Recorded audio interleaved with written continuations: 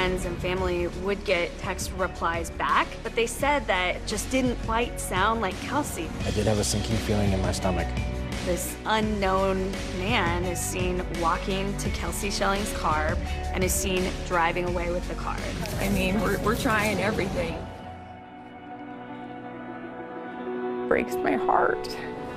Almost 2 years after Kelsey's disappearance, a mysterious message giving everyone hope comes through that Help Find Kelsey Facebook page.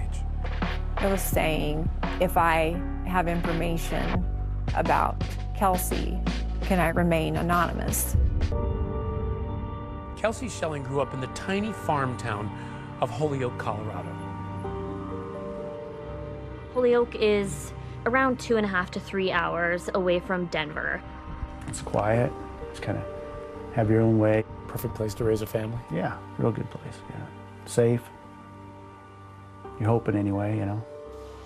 Holyoke is definitely agricultural. There's only one stoplight, and if you want to go to a Walmart, you've got to head west to Sterling. That's 50 miles away. In the early 90s, Kelsey's parents, Doug and Laura, owned the local grocery store in Holyoke. Kelsey and her brother Colby seemed to be living out the American dream. I first met Laura Saxton back in 2016 when 2020 was first looking into Kelsey's story. You know, she's just always been a little firecracker.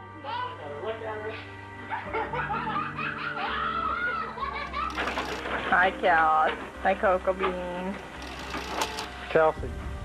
Kel.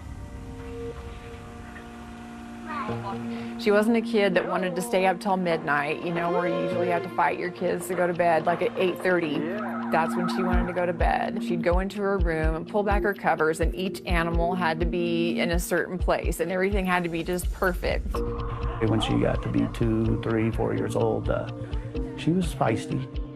You'd try to give her a kiss, and she'd slap me pretty good, so I kind of learned my lesson, you know.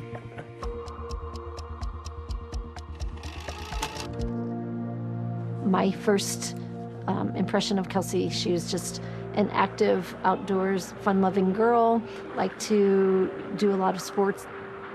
When my daughter and Kelsey first met up, their true love was playing basketball together.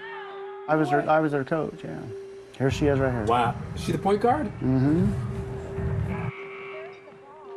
When we were still in elementary school, her dad took us out and let us drive on the dirt roads, which is pretty common around here.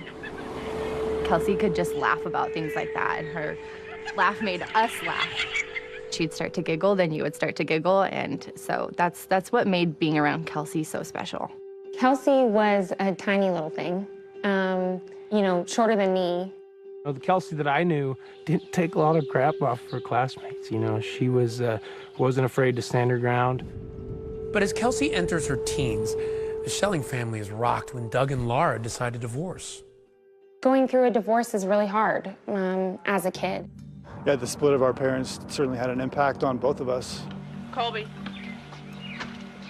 Colby lived with me, and Kelsey lived with her mom. It was a real dark time for the whole family. It was a rough age. You know, after her dad and I got divorced, it was just she and I together alone for a lot of years.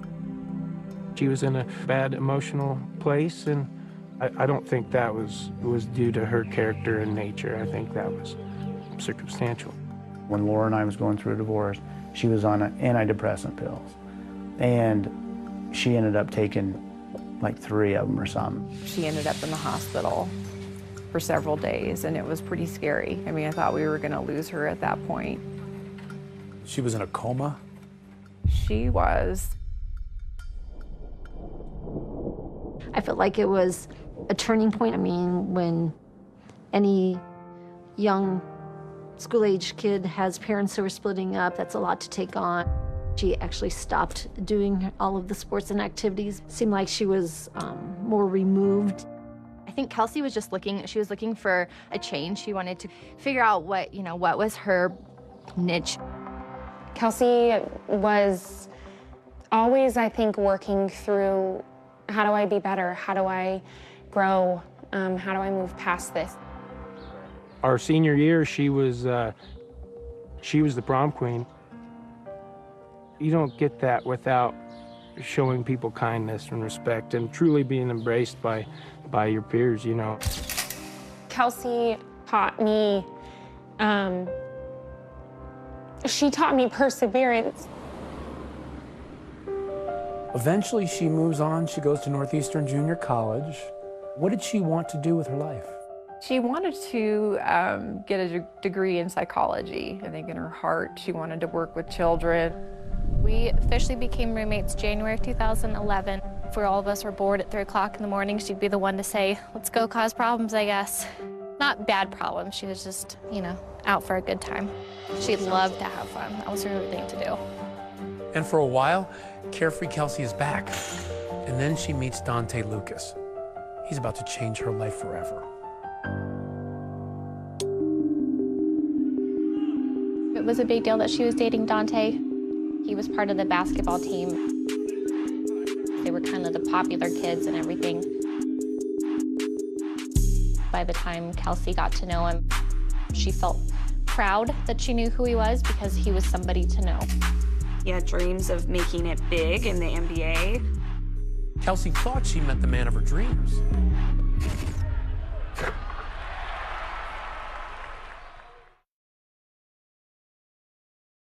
Marker. Please say your full name and give us your title. Lisa Wayne, attorney at law. Well, I had the privilege of being down in Pueblo in the 80s, and I was a public defender. Pueblo's a small town in southern Colorado. Used to be a steel mill town. The steel mill shut down in the 80s. Pueblo was founded and built by people that came from all over the world. We're the home of the Pueblo chili. Everyone that lives there is so proud of this town. Kelsey's love interest, Dante Lucas, lives in Pueblo. Sarah Lucas, Dante's mother, is raising all 4 kids on her own in this Colorado town set on what's called the Front Range of the Rocky Mountains.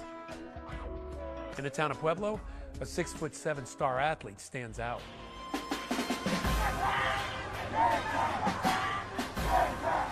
I coached Dante Lucas in youth football. He was a coach's dream. He was a real polite kid, wanted to learn the game of football and just really quiet. Dante Lucas was super close with his mother, Sarah. On the football field, she was one of the most supportive parents. For Dante, football wasn't his sport. I'd say he's a better basketball player, which happened later in his career through high school here in Pueblo. Dante Lucas was a very well-known basketball player. He was going to be the one who made it out of Pueblo.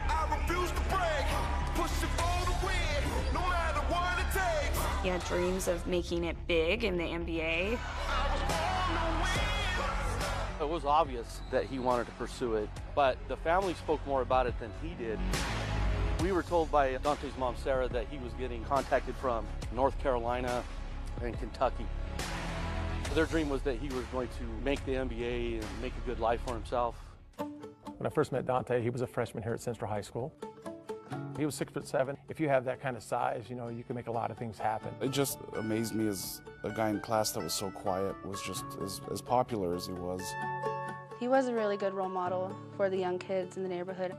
His attitude was always good. He was good with his teammates. He just matured into a very good basketball player. His overall drive as a student from day one, it wasn't up to snuff. As a teacher, I'd try to get him involved with the rest of the class. I talked to him about that several times. Whether it was his grades or his skill, Dante didn't get into an NCAA school, but he wanted to continue to play basketball.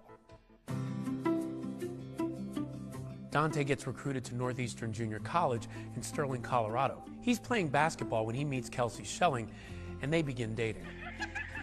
Kelsey and another one of our roommates actually went to a basketball game and were scouting out the cute boys on the team, saw Dante and decided to go up and talk, and that's how she and Dante met.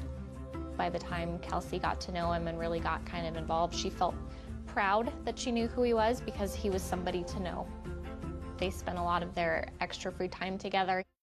When did you first meet him? I never met him. I saw him play basketball a couple times. Kelsey never really said anything about bringing him home to meet the parents. He was not committed to her by any means. Kelsey could have had anybody, but she kind of always took attraction to people that needed help, that she thought she could turn around. I believe that if Dante was, failing or had bad grades, that his basketball career at the school would be definitely on pause. I don't honestly think that Dante really cared to learn. Kelsey would try to help him. He would just seem very disinterested and not really care.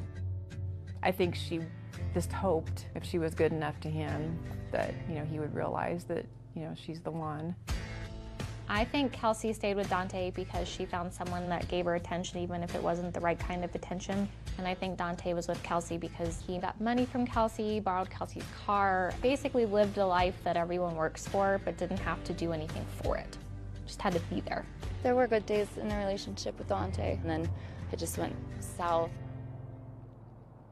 He would play with her heart. I could definitely see some bubbliness fading out as he broke her spirit. Kelsey texts Dante, "I'm really hurt. The way you talk about me to other people is your true feelings. I guess I'm just a fool. I'm so heartbroken." Days later, Dante would respond, "My phone's been dead the past few days." And then afterwards she'd be like, "Oh, well, he's better, he's gonna be better." And then she'd be happy. Dante left Northeastern Junior College because he was kind of done with his studies. After Kelsey leaves Northeastern Junior College, she lands in California, but she doesn't stay there long. Why did she decide to leave? Mostly it was financial reasons. Where did she go from there? That's when she moved back to Colorado. Was living in Denver in her dad's apartment, and she had started working at Floor & Decor. When did she start going out with Dante again?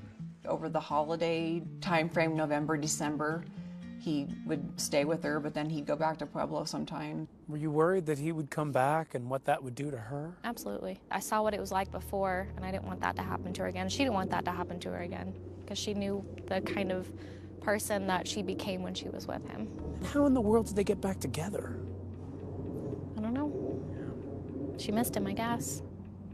Kelsey has a surprise for her family. She's pregnant. She called me when she found out she was pregnant, and she was stressed, very stressed. I could tell she was scared to tell me. Just told her, "I will support you. It's going to be okay." She was happy. Did she tell you anything about Dante's reaction? She said he was mad. She and Dante would be texting, and he would stop responding either during arguments that they were having. She would then get upset, wait to hear back from Dante, and left in limbo, and it was very aggravating for her. Kelsey texts Dante, "You were my best friend, the only thing I lived for day after day. What happened to us? It wasn't supposed to be like this." One time I'd talk to her and she'd say, he's kind of coming around and Dante will never abandon the baby. But a child with Kelsey was not in Dante's plans. Kelsey gets a text from Dante, and he says that he has something for her. He alludes to a surprise, and he wants her to come to Pueblo.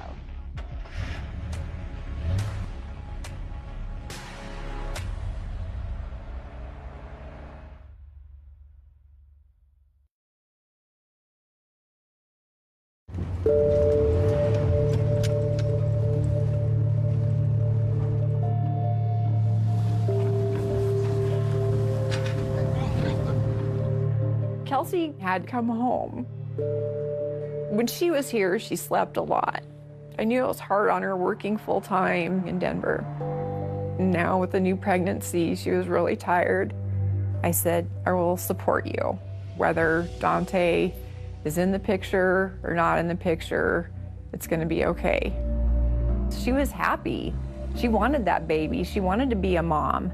She was in a good place. Yes. So I'm thankful for those couple of days that we got before she went missing. My name is Zach Hillstrom. I am a reporter at the Pueblo Chieftain. I think that people have been trying to fill in the blanks about what happened to Kelsey from the time that it happened, and not just when the mystery seemed like it might be a permanent one. On February 3rd of 2013, Dante Lucas, her boyfriend, was trying to convince Kelsey Schelling to come visit him in Pueblo that day. She responded with a firm no. It seems like they fought a lot that night.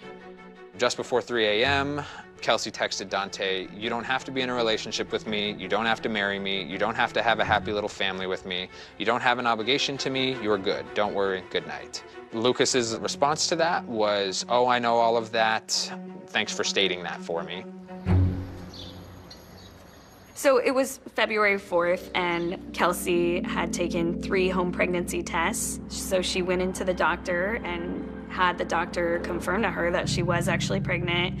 She got the sonogram done. She even had the photo in hand of her sonogram.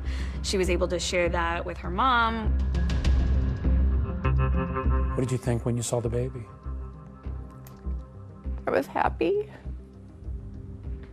I knew that she was happy.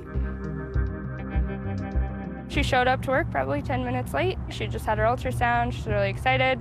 She was in a great mood that day. That morning, Kelsey told Dante that she had finished her appointment and that her due date was September 13th. Lucas's response to that was cool. He asked her to skip work and come to Pueblo. She texted him, "I'm not gonna come get you so we can fight all day." He texted back, "I don't wanna fight at all. I want to give you this." She writes back, "Give me what?"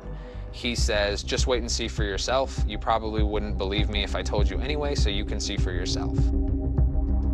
Kelsey decides to go down to Pueblo after work. She clocked out of work at a little bit after 8:40 p.m. and hit the road to see Dante in Pueblo. So Denver to Pueblo Drive, right down I-25. It's about 2 hours long. It's just one straight path. Not a lot of people are out on the roads. It is a lonely, quiet drive. While she's driving down to Pueblo, Dante sends her a text saying, "Let's meet at the Southside Walmart." She parks her car there. She texted him at 10:20 saying she'd arrived, and he replied that he'd be there shortly. She's waiting, and she's getting impatient, like any girlfriend would. At 11:10 p.m., he still hadn't shown up to the Walmart. That's when Dante says, "Let's meet at our spot," which is in the neighborhood of his grandmother's home, and that's where Dante was staying at the time. She moved her car there from the Southside Walmart. She was just parked on the side of the road in this residential neighborhood. So then she's left waiting there again, and she's still impatiently texting him. The last confirmed message from Kelsey was sent at 11:18 p.m. She was asking Dante, "Where are you? I've been here for over an hour just waiting."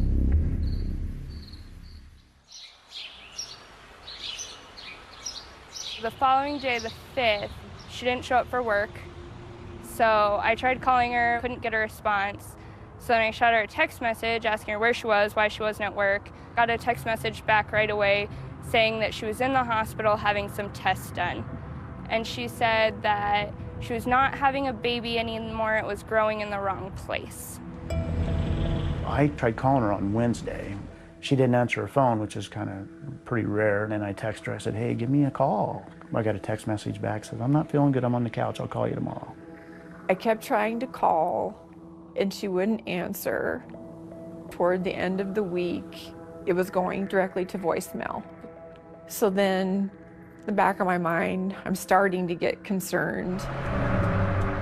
After Kelsey had driven to Pueblo, there was never a phone call that was answered from her phone. Kelsey is not the type of person who would not talk to her friends. She was glued to her phone. Friends and family would get text replies back, but they said that it came in a voice that just didn't quite sound like Kelsey. It was just short, quick responses. Generally, any text message I had from Kelsey, words were spelled and there was punctuation, and they didn't have that. I got to looking at the text message and it's like, man, I don't think that was her. Why didn't you think that was her? Just the verbiage in it and stuff. I mean, it just didn't seem like, her texting me. then on that Saturday morning, it's like the whole world just unraveled. All of her friends started contacting us saying, you know, we've been trying to reach Kelsey and we can't reach her. I called Doug, her dad, and said, you know, something is wrong. And so then we all drove up to Denver that day. Went into the apartment. There was no sign of her in the apartment. And that's when we called the Denver police. Family members were visibly upset. They were frantic, actually, almost feverishly asking for any help they could get in trying to locate her. Did you reach out to Dante? I did contact him to ask him, you know, if he knew where she was. What did he sound like on the phone? Because the call that you're making to him is, Kelsey, the woman that you are with, the mother of your child, is missing. We are desperate to find her. Nothing, no. Not worked up, not, you know, just... He's not scared? What can No. I do? How can I No. help? No, he just says if I hear from her, I'll let you know. And then a little bit later, he got back with me. He said, I heard from Kelsey. She called from a private number. She said she doesn't have her phone. And she said she'll be getting a hold of you. Intimating that she's alive, Mhm. she's out there. And I said, well, can you track that number? And he's like, yeah, I'll try and figure out what the number was. And then, of course, he never did. When this case first came in, I called Dante. He was telling me that he had seen her and had talked with her and spent time with her more recently than any of her family members, any of her friends. After I got off the phone, I did have a sinking feeling in my stomach. The following Friday, February 15th, that morning is when we drove down to Pueblo to turn the investigation over to the Pueblo Police Department.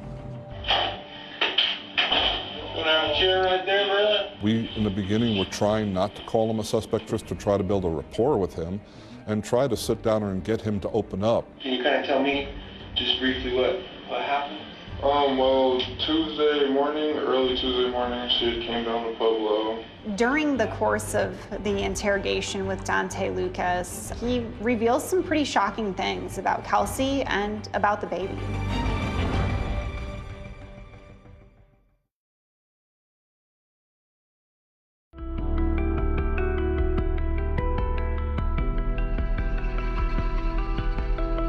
Now to the mysterious disappearance of a Denver woman. Pregnant woman who vanished. Kelsey was 8 weeks pregnant. Last seen in Pueblo, visiting her boyfriend, Dante Lucas.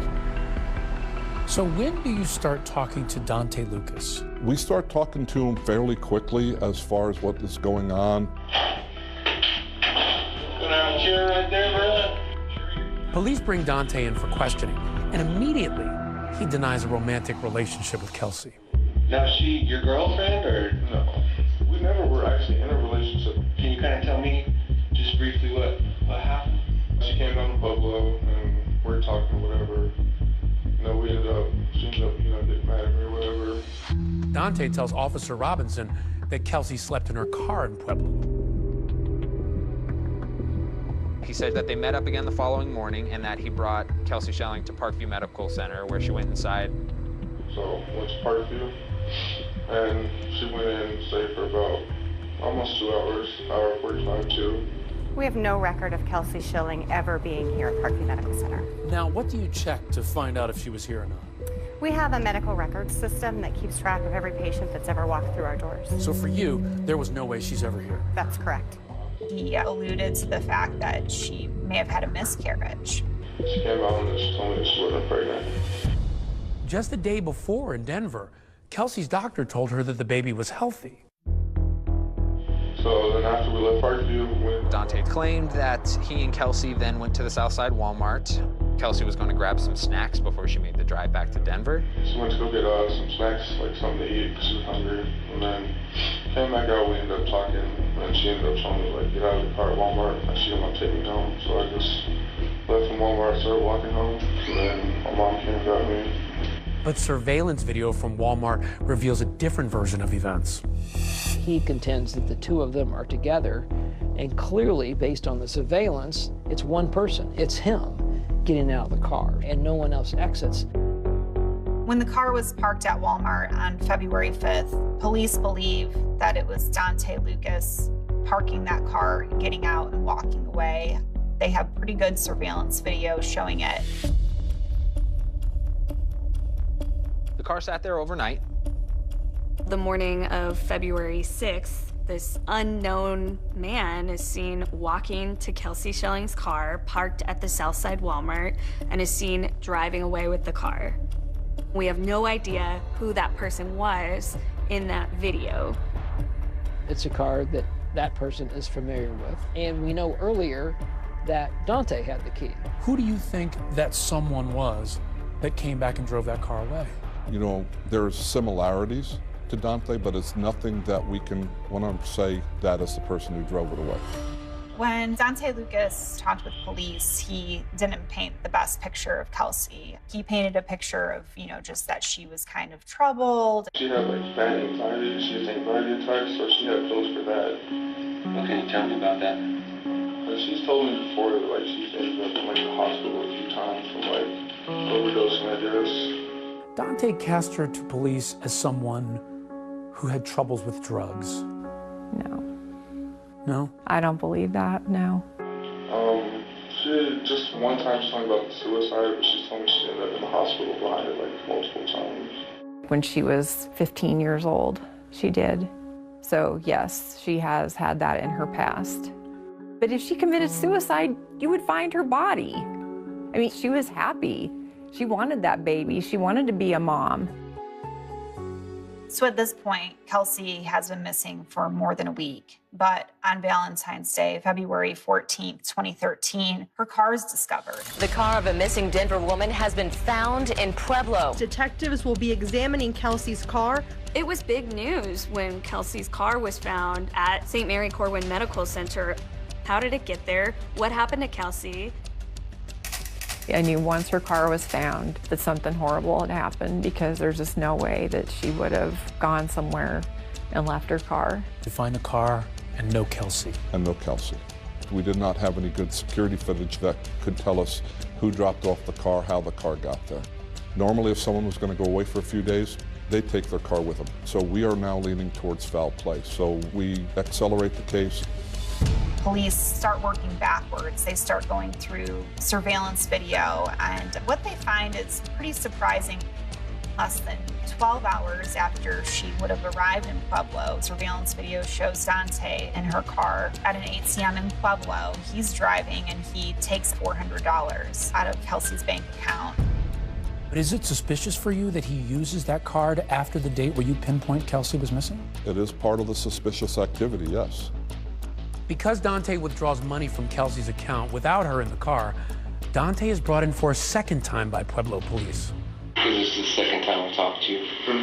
These detectives had a wealth of information to go at him. Why'd you get the money?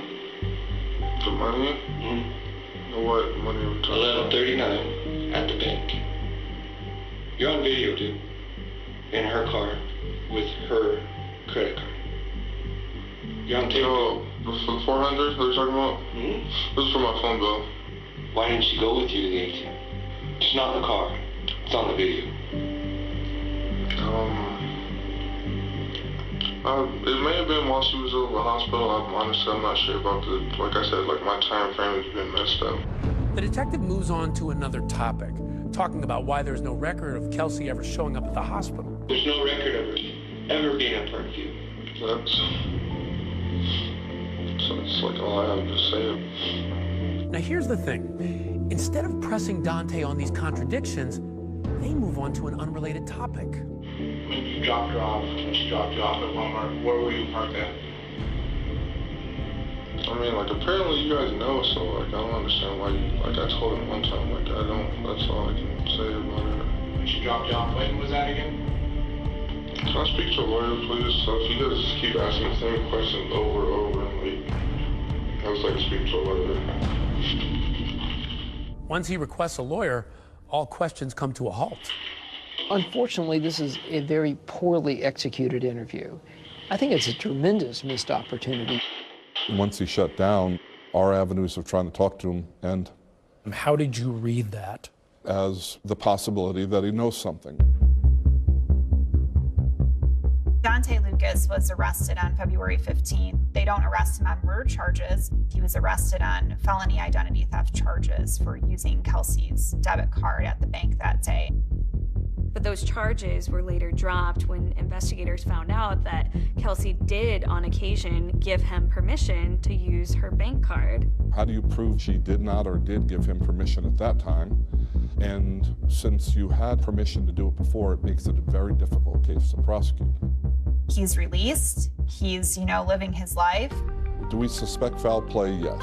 Have we come up with a body? No. Daunte is a person of interest in the fact that she's missing. Hoping to get Daunte to talk, police bring in the person who knows him better than anyone. Keep us up at night. This was a story that I spent 4 years working on and reporting on. 5 years of no answers. I wanted so badly for there to be justice in this case. Even though Kelsey's car was found in Pueblo, Kelsey hadn't been found. Police, maintained at that time that it was a missing persons case. When the charges of identity theft are dropped in March of 2013, police can't get Daunte to talk again. You'll have a chair right there. I'll grab you water and we'll be back in a second. So they take a different tact. They decide to speak to his mother, Sarah Lucas. I would love to clear Daunte and move on. If Daunte would come in, do a polygraph, we ask him like 5 questions. If he passes that, we can move on and look other directions. I will relay that to his lawyer, and I know my son wants nothing more than to find out what happened to her. Detectives ask her about February 5th. That's the day that Daunte was seen on surveillance camera parking Kelsey's car at Walmart. Did you in fact pick Daunte up? I did pick my son up. At that time, did you see Kelsey? Was she with him, or? No, she wasn't with him then. Do you know where she was? Yes. Sarah gives Daunte an alibi for his whereabouts on February 6th, when that unknown man is seen moving Kelsey's car from the Walmart. On the 6th, Daunte, or somebody that looks remarkably similar to Daunte, I'm not going to say 100% was him, but went back and picked it up. There's no way that was him. There's no way he was at home. I know my son. He's not capable of hurting anybody. But it's been 3 years since this case happened. No one's been charged. That's right. You have inconsistencies, lies, but without a body or any direct evidence that tells us something happened to her, to a homicide, it may happen one day, but right now it's, we haven't had any evidence to reclassify it. You look at the Pueblo Police Department, they probably didn't have as many resources, and her family quickly became frustrated with how this investigation was progressing, or kind of the lack thereof any progress. Kelsey's still not a victim, according to them. There's not been a criminal act committed, according to them. We just want an effective investigation done into Kelsey's disappearance. Her family is pleading for your help. We're doing everything in our power to find our missing loved one. We tried to push Pueblo Police for answers. We were there for every press conference, every event. We just weren't getting any new information from them at all. And to me, that was so frustrating. The investigation really isn't being handled properly. Laura Saxton always been a fierce advocate for her daughter, and I don't think she'll rest until Kelsey is found. Many in Pueblo are not giving up on finding clues that could help find Kelsey Schelling. Why do you think people feel so strongly about Kelsey's case? They can't believe it. They try and imagine what if it was their child.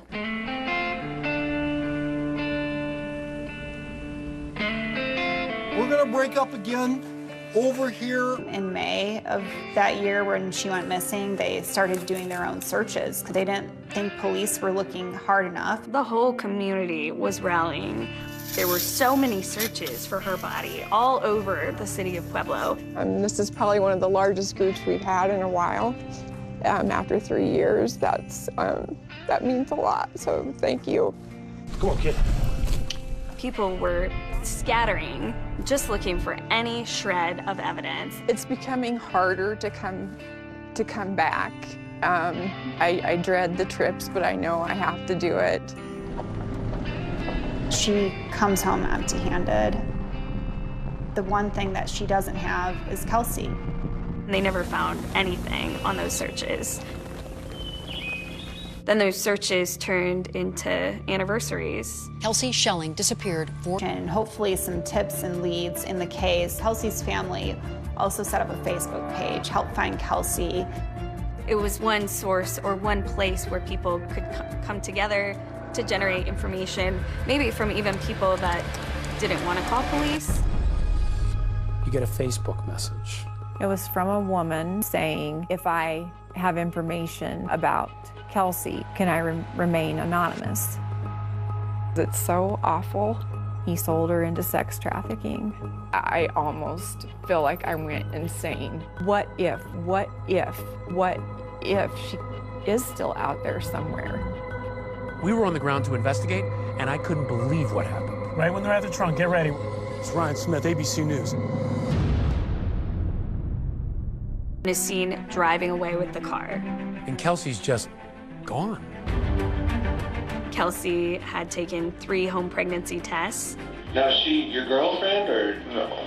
We never were actually in a relationship. The lead suspect stops talking. Can I speak to a lawyer, please? It's a dead end. These are the stories that keep us up at night. But an undercover volunteer befriends him.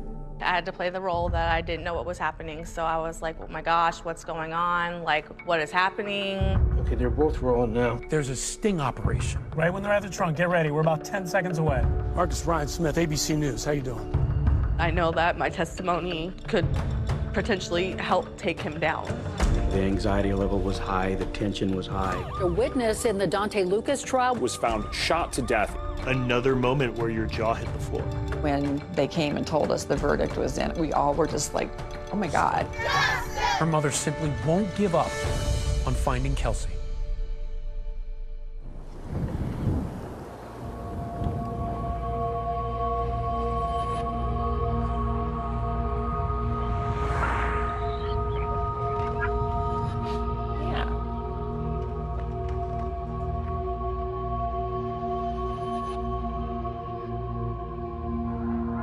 For nearly 2 years, Laura Saxton had been on a desperate search for answers about her daughter Kelsey, who suddenly disappeared in February of 2013. There will be a renewed search for clues in the case of Kelsey Schelling. Just through seeing Laura Saxton, the tears, the sadness, the frustration, it all came, rolling out. Many in Pueblo are not giving up on finding clues that could help find Kelsey Schelling. The relentlessness of this mother's search really struck a chord with so many people in Pueblo. Scores of locals turned out to help Laura search all around the Pueblo area for any trace of Kelsey. Over here on this other hike in 2 more groups. The ride home is always really tough, going home empty-handed, emotionally and physically. Is it hard to keep hope? As far as the hope of actually finding her, that dwindles, every day. But then, in October of 2015, nearly 2 years after Kelsey's disappearance, there's a shocking development. A mysterious message giving Laura hope comes through the Help Find Kelsey Facebook page. That's the page that Laura had set up to gather tips and leads on the case. It was saying, if I have information about Kelsey, can I remain anonymous? When Laura responds, a man emails her saying, "Ma'am, please, your daughter is not dead. She will be back home alive." The man offers a harrowing account of what really happened to Kelsey. He claims that Dante hired a friend to kill her and says Dante has no idea she is alive. He thinks she is dead. And that the friend did not kill her. He sold her into sex trafficking. It made me sick. I mean, I could barely function. What if she is still out there somewhere?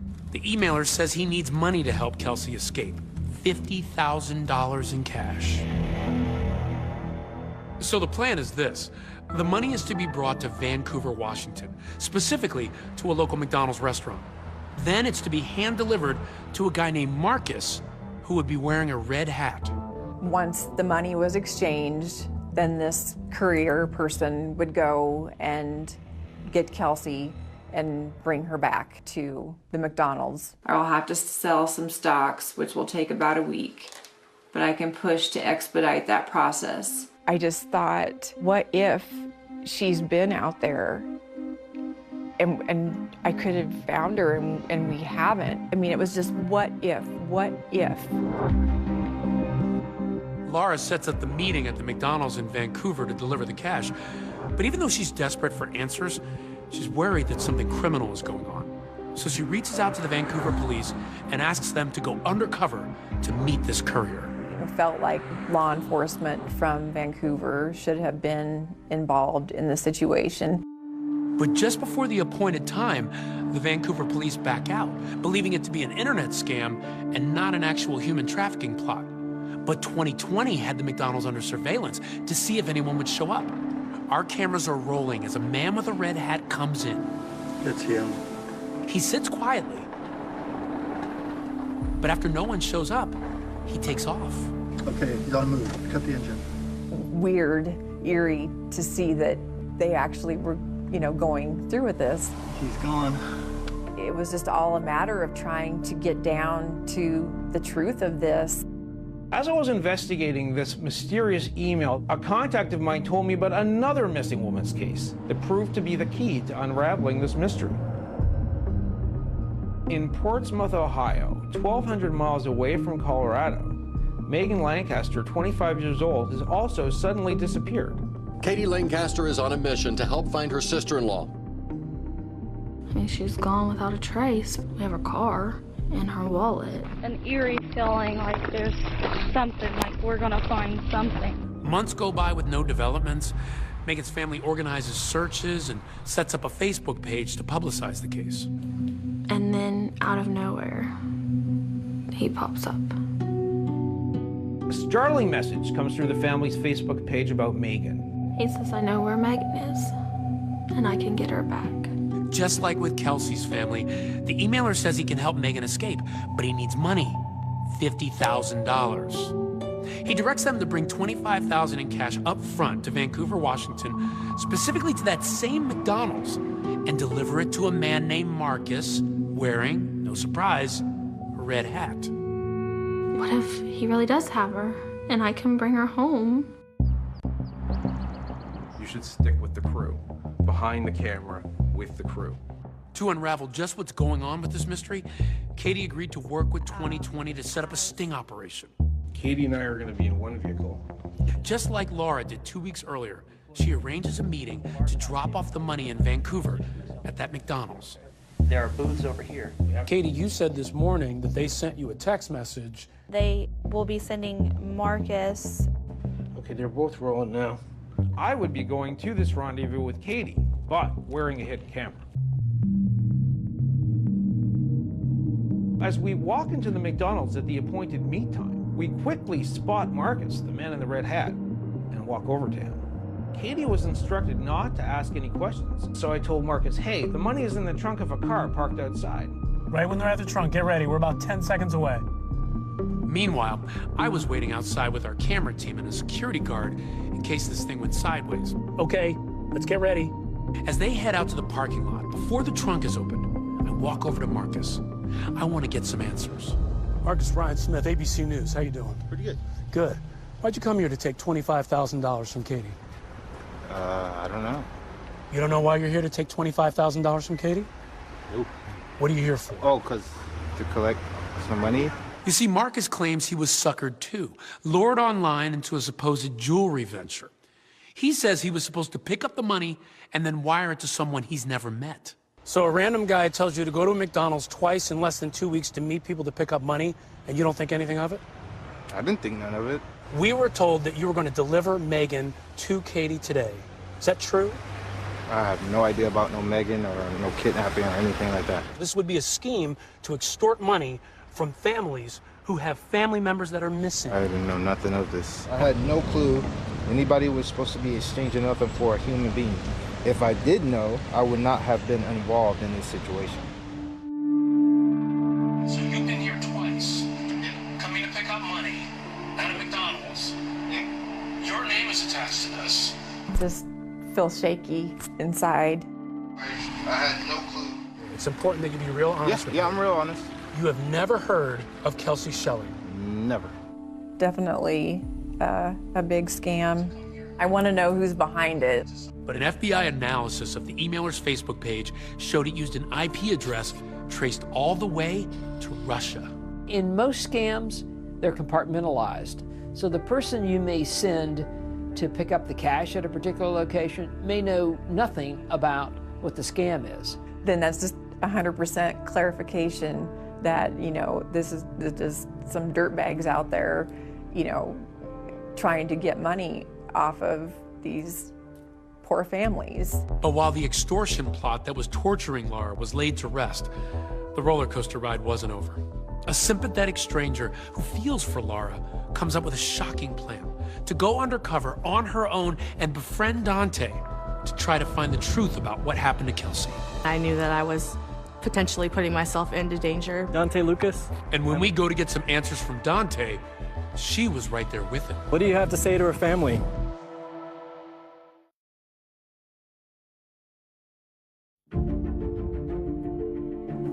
Even though Laura Saxton lives hundreds of miles away from Pueblo, Colorado, the news about her years-long crusade to find her missing daughter continued to resonate with folks living there. Our top story tonight, the search for Kelsey Schelling. Today, law enforcement following new leads in the case. We're going to keep coming up with ideas. I mean, we're trying everything. I felt really heartbroken for her. As a mom, I couldn't even begin to fathom knowing that your child's out there.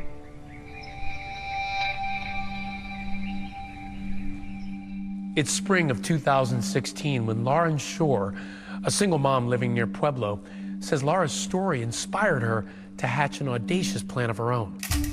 Make Facebook friends with Dante Lucas, gain his trust, and meet up with him in real life, and just maybe help solve the mystery of what happened to Kelsey. Definitely was nerve-wracking, but I felt like I could do it. So I had messaged him on Facebook, and I told him that I was looking to meet new friends. He responded fairly quickly, within, I say, a couple of hours.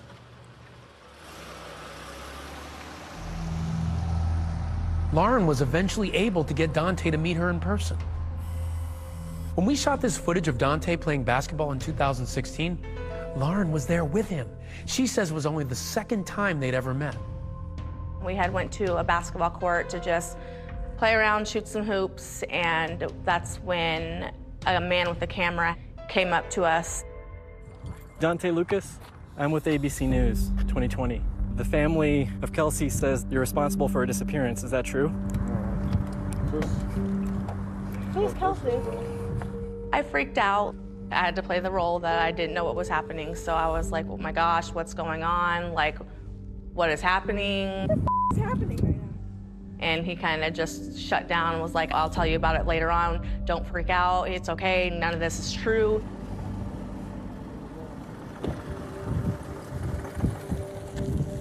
As the weeks go by, Lauren says she's able to develop a close relationship with Dante. We just hang around the family, watch movies, drink a little bit. He always smelt of alcohol. He comes off as very cocky, I feel like. He feels like he's just the man, and he can't do no wrong. Just as she'd planned, Lauren says she got Dante to open up, to trust her enough. The time finally seemed right to ask him about Kelsey. There was only a certain amount of period of time that he would talk about it. 1 minute, he had no involvement, he had nothing to do with it, and then he would just shut down and start crying hysterically and get really upset. But Lauren says something very unexpected happened with Dante. Her undercover relationship with him blossomed into romance. I felt like he did genuinely develop feelings for me and did genuinely fall in love with me. He has this way about him that makes you just feel so sorry for him. In the back of my mind, I always kept that he is potentially a murderer. Lauren says her relationship with Dante continued for about a year, but then something happened. There was an incident outside his house that made her realize she was in way over her head. He's like, I want you to marry me. And he showed me the ring. I took the ring. At that point, I was kind of like done, because I didn't want to get in any deeper than I had already gotten into. Despite all the efforts of this clandestine girlfriend, her work doesn't seem to be paying off, and the clock just keeps ticking for Laura Saxton. She's not any closer to knowing the truth about what happened to Kelsey. I wasn't happy at all with how things were going, and I mean, that's one big reason why I wanted to do the first story with you guys. Was I was hoping that that would somehow bring something out into the light. Tonight on 2020, when do you stop looking for a pregnant daughter who's vanished? In May of 2016, our first 2020 program on the Kelsey Schelling case hits the airwaves. The very day of our broadcast, there's a big announcement regarding the investigation into Kelsey's disappearance. The Colorado Bureau of Investigation was going to join the case. That was news to me, so I was kind of like, oh my God, this is awesome. I think once that 2020 special aired, it really turned up the heat on Pueblo police and on this case. Taking over the case, Pueblo Police Department Commander Eric Bravo and CBI agent Kevin Torres. Working together, they moved fast, turning it from a missing persons case into a full-blown criminal investigation. It was a homicide investigation in our eyes, so I immediately started working on setting a plan into motion how we wanted to proceed. Police got a tip that led them to believe Schelling's body might be in Dante's backyard. It's not long before police dig up the yard of the house where Dante and his family had been staying. So we thought, man, you know, we really have something. But it went from elation to satisfaction. You know, that day it just seemed like we were there, and then it slipped away. During the investigation, Agent Torres finds out about Dante's relationship with Lawrence Shore. When he interviews Shore, she reveals that Dante had made a key admission to her about Kelsey's disappearance. And it's about that Walmart surveillance video of the mystery man walking over to her car and then driving off with it. She confirmed for us Dante admitting it was him in the Walmart surveillance video. She also informed us that Dante admitted to her dropping Kelsey's car off at St. Mary Corwin Hospital. The piece of information that Lauren provided to us was a pretty crucial piece at that point. Then, in late 2017, there's a huge development that will totally transform the case. A Pueblo man tells police that Dante and other family members had attacked him in front of their home and stolen $1,000 from him. Now that gives police a reason to arrest Dante. I had information that Dante was leaving Pueblo and was heading to DIA, where he seemingly intended to board a flight to Tucson. And the concern was that he may take other efforts to meet friends in Mexico. Boy, the anxiety level was high, the tension was high. The time was ticking away, and the tires were turning on the road. And Dante was within 20 minutes of getting on a plane for Tucson, Arizona, when he was arrested.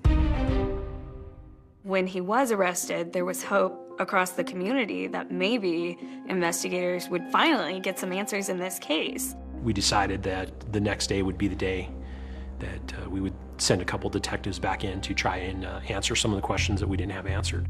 During his interrogation, Dante finally breaks down and comes clean, confirming Lawrence Shore's account that he was the one seen in that Walmart video. So that information that he confirmed that that was him was huge. You see, it was that admission, combined with the wealth of evidence from text messages, cell phone records, and surveillance video already gathered, all of that was enough for prosecutors to move forward. At the end of the day, I said, I think we have enough here to go forward. I ethically believe that Dante Lucas killed Kelsey Schelling, and I think we have the evidence to prove it. A major development, the ex-boyfriend of a pregnant Denver woman who went missing 4 years ago. He now faces charges of first-degree murder. How were you thinking as his trial approached? Are you thinking justice will be done? I put a lot of things on hold because I just was, sure it was going to happen and, wanted to be ready to go. So after 8 years, Dante Lucas is finally in court, and the prosecution has a surprise witness. That just took the whole room's breath away. No one saw that coming.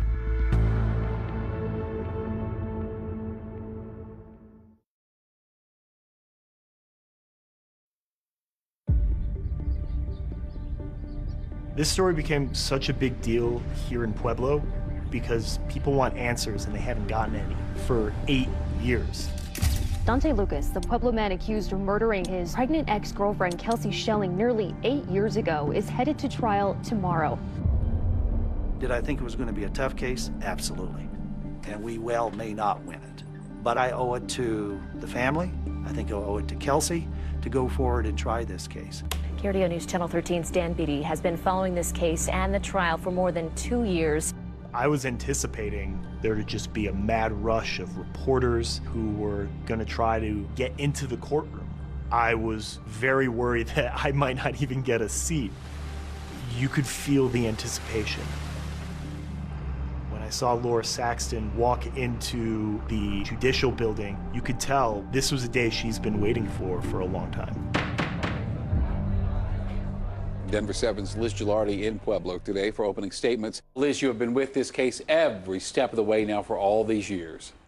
The prosecution simply started out and they said, this is not a missing persons case. This is a homicide case. The case that the prosecution was making right off the jump was, one, they were going to prove through text messages and surveillance video that Dante Lucas has to be the one responsible for Kelsey Schelling's death. These were two people in a relationship. Kelsey Schelling became pregnant. Dante Lucas didn't want to have a baby. And he made sure that didn't happen. I know that she had mentioned Kelsey Schelling's Chevy Cruze. The prosecution said this car tells a story, and they told the jurors that you will see Dante Lucas moving this car around Pueblo in the days after she went missing. The idea that someone can essentially disappear without a trace, I think, is kind of a counterintuitive thought for people to have. Prosecutors think there's enough evidence to convict Lucas even without a body, but the defense disagrees. In the opening statements, the defense said this is a missing persons case. This has always been a missing persons case. They said there's no body, there's no evidence. Why should you believe that Dante Lucas killed her? They do not have a crime scene. They do not have a murder weapon. Today, the jury got a detailed look at some of the text messages exchanged between them. For the prosecutors, their goal was to show that those text messages showed intent, showed that Dante Lucas consistently lied, not only to investigators, but to Laura Saxton herself. What they refer to as his luring of Kelsey Schelling to Pueblo. The prosecution say that he lured her there to end her life. We know that that's his phone. He admitted to those text messages. We know that that's his thoughts and feelings about it. That's direct evidence. And the movements of their phones as well, as they were pinging off cell phone towers in Pueblo on the night of February 4th and the early morning hours of February 5th. I think that a lot of the case really centered around those movements. Two pivotal witnesses testified in the high-profile Pueblo murder case against Dante Lucas. First witness was Laura Saxton, and we were not expecting Laura Saxton to be the first one to take the stand. She didn't break down, but you can tell she's hurting. There's a lot of pain behind her voice. I think that was really powerful for the jury to see. Her mom spoke to the fact that she absolutely wanted this baby. Prosecutors today painted Kelsey Schelling as an excited mother-to-be, desperate to make it work with her boyfriend. It didn't take long for the prosecutors to swing for the fences, calling some pretty shocking witnesses to the stand. Ryan Rivera is a former Pueblo County inmate who considered himself to be a friend of Dante Lucas. And when he took the stand, he said that Dante Lucas told him that they're never going to find Kelsey Schelling's body. That just took the whole room's breath away. Ryan Rivera, he was the only person who came forward over the duration of this trial that really said, Dante told me he did this. I wasn't in the courtroom, but well, jailhouse snitch on its face is just not credible. I mean, that's the assumption that we believe jurors have, and it's the assumption we have as defense lawyers. Why would this person do it? What's the benefit? What's the motive? There was no deals made about charges he would get to plead to, time he would get to serve. There was no deals like that. There were a lot of names on the prosecutor's list that I was shocked by. but Sarah Lucas certainly topped that list. When you saw that Sarah Lucas was on the prosecution side, everyone wondered, what is she going to say? The one important thing that I've kind of mentioned, she confirmed that Daunte was the last person left alone with Kelsey. The prosecution painted a picture of a troubled relationship. Some of Kelsey's close friends testified. They pointed toward elements of domestic abuse in Kelsey and Daunte's relationship.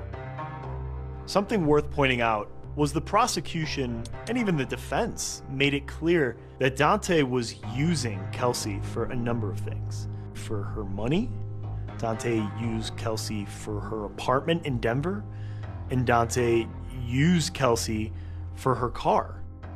And his argument was, she lets me do it. The defense pushed the narrative that Kelsey Schelling popped pills, was an addict, that Kelsey, when she left Daunte Lucas at the Southside Walmart here in Pueblo, that she was going to meet up with a drug dealer. There's no single person, other than the defendant in 2017, who's saying that she was into drugs and that she was a party girl. You didn't have the forensic evidence. It seemed like you were really relying on circumstantial evidence and the evidence of snitches and these other witnesses. That's pretty straightforward. Either you believe them or you don't. The witness list yields more surprises. The ones who make it to court. I know that my testimony could potentially help take him down. And the ones who didn't. Witness 31-year-old Roxanne Martinez was found shot to death. That was a completely unforeseen development in this case.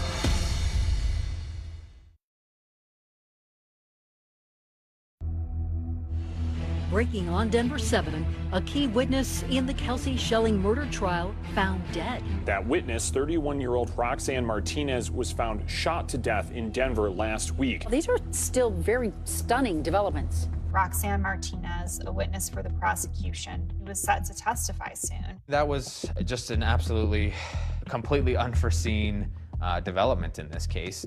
People were reeling when that news broke. Denver police officers were called to a residential area in southeast Denver on a report of an unresponsive female who was lying in the roadway. We determined that that individual had been shot one time and died from that injury. Her dad is in shock, her mom, her stepmom. It's just tragic all the way around. I think when a witness in any major case turns up dead directly before they're set to testify, I think, of course, people are going to think, was she killed because she was going to testify? Denver police arrested a suspect in Martinez's killing, 29-year-old Emmanuel Chandler. Chandler has been charged with first-degree murder, but he hasn't entered a plea yet. We don't have any connection between Mr. Chandler and Mr. Lucas or anybody associated with that trial. Our concern was to make sure that people understood that while she was an endorsed witness, I couldn't comment on her testimony. Nobody knows what Roxanne Martinez was going to say on the stand for sure, with the exception of maybe the investigators who talked to her. But while prosecutors say they can't discuss what Roxanne Martinez would have said on the stand, 2020 has uncovered some revealing details about her. You see, back in March of 2016, a woman named Roxanne had reached out to Laura Saxton through that Help Find Kelsey Facebook page. Roxanne messaged that she used to date the guy Kelsey was pregnant with, and he told me what had happened and started crying. I'm instantly like mixed emotions, like, okay, are you going for the reward or, you know, are you for real? When Laura asked, do you know where Kelsey is located? Roxanne replied, he told me everything. Yes, I do. Basically, her information sounded very good and very promising, and so we really wanted to meet with her. This mysterious woman agreed to meet Laura and her husband at a Mexican restaurant in Denver. We were actually on our way there, and I tried to reach her by phone to let her know we were coming. She said that she was in the hospital and couldn't meet us. That was kind of the extent of what I really remember. And then, you know, past that, then, you know, that was all turned over to law enforcement to look into further. Authorities say that woman was the same Roxanne who was killed during the trial. I can confirm that CBI followed up and interviewed her. that we did have her as an endorsed witness that we wanted to testify during trial. The thing that I'm steering clear from is I just don't want to talk about evidence that wasn't actually admitted during trial. Martinez's killing shakes up the trial and threatens to overshadow the testimony of another prosecution witness who had a remarkable story to tell. It's none other than Lauren Shore, that woman who befriended Dante as part of a plan to try to find out what happened to Kelsey. I know that my testimony could potentially help take him down, and that was realistically why I wanted to testify. Shore testifies about Dante's critical admission to her, that he was the mysterious figure seen picking up Kelsey's car after it sat overnight in a Walmart parking lot. I said, so that must have meant that you had dropped the car off at the hospital, correct? And that's when he said, yes, that was him that dropped the car off. When the defense cross-examined Shore, they attack her credibility and her motives, at one point characterizing her as a sex informant because she had a physical relationship with Dante. It's fair game, and if you're gonna put yourself out there like she did and sleep with someone, the jury ought to know about that. You're having intimate conversations, and that casts a lot of suspicion on her as a witness. The sex informant part really bothered me because I wasn't having sex with Dante to get answers out of him. I was playing my part in a role as girlfriend. So to me, to be called such was really degrading. On the very last day of its case, the prosecution played an interrogation video of Dante confirming Shore's account. The clip that I played at the beginning of my closing was his phrase to detectives, "I lied from the jump. I moved the car." I wanted the jury to hear the defendant in his own words say, "I lied." When it's the defense's turn to present its case, they raise a lot of eyebrows in court. The defense didn't call a single witness to the stand. The defense immediately rested their case. And it was just another moment where your jaw hit the floor. The burden of proof is on the government. It's simply messaging in a very strong way to the jury, they haven't done it. It's not guilty, so it's a strong message. There was just really not a lot of hard forensic evidence to go off of. So as far as, what evidence they put forth to court that was irrefutable, that Dante Lucas killed Kelsey Schelling, I never saw that. After a shocking final day of the trial, the jury was going to deliberate, and I had no idea what was going to happen at that point. I think everybody was just like holding their breath.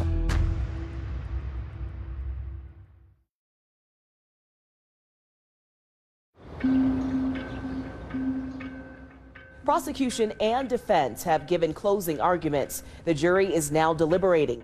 Well, on that last day of the trial, no one expected to get a verdict that day. So now the waiting begins. Yes.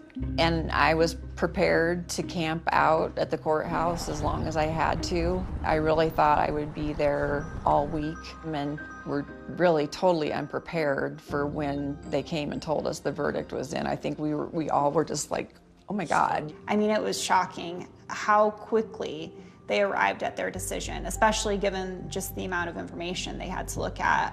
I can tell you, because the decision came back so early, all of our experience as prosecutors is that this was probably an acquittal, because juries tend to come to decisions more quickly on acquittals than convictions. It was like standing on the precipice of a cliff and looking down. It was scary. It was a very tense atmosphere in the courthouse while everyone was waiting to hear what the verdict was. Even I was nervous, and I'm not affiliated with Kelsey Schelling's family at all. People were wondering, does that mean Dante Lucas is going to walk? I think everybody was just like holding their breath almost. And then, when you hear the verdict, tell me how you're feeling. Well, the words came out way too slow. Like, I feel like the judge was talking in slow-mo, even though he wasn't. I mean, I was just like, every word, it's like, okay, spit it out, please. And then he finally got to, guilty of first degree, and I think that was the first breath like I had taken in a long time. This is a guilty verdict, 8 years in the bad situation that didn't have to end up like this if he had just let her come home. You mentioned it was a lot of emotions for both sides. Did you find yourself looking over at their side? Dante was sitting right in front of me. I looked at the back of his head through the whole trial. But, you know, the mother of his child was there, and she broke down, and honestly, my heart hurt for her, hurt for their child, because it didn't have to end up this way. Ryan Rivera's testimony was the biggest bombshell for our trial. It had moved us all. I could hear the gasps even in the masks of fellow jurors. When it came out that he was convicted, I think there was a great feeling of satisfaction and relief, not elation. You know, you have to look at it from this side too. Mr. Lucas is a young man, and he was convicted of a criminal crime that shapes his life for however long he lives. I think it's every parent's worst nightmare that a child goes before you, and you can never fully heal that wound. I can tell you, I almost lost a child in the early 80s. And so I had a lot of sympathy with Laura and her family because I came that close to that tragedy. And that child was the lead prosecutor on this case. So the elected DA is my dad, and Kyle McCarthy, who was obviously on the case with me, is my husband. And I don't think, had a night in the last 4 years that we haven't gone home and talked about Kelsey Schelling. Sometimes it's the first thing we talk about when we wake up. Sometimes it's the last thing we talk about before we go to sleep. On Saturdays when we're driving kids around to soccer, a lot of times we're being told to stop talking about it because they can hear us in the front seat talking about it. We both also had, an incredible emotional pull to the family. That is a very special relationship, one that I will value for the rest of my life. Well, I think, Michelle and Kyle with their closing, they're amazing. I don't even know what other words to use. The first things that she told the reporters outside of the courthouse after the guilty verdict, yes, she was happy, but she was still devastated. So we're very, very thankful for this outcome. But in the end, I didn't get Kelsey back. And that's what I wanted more than anything.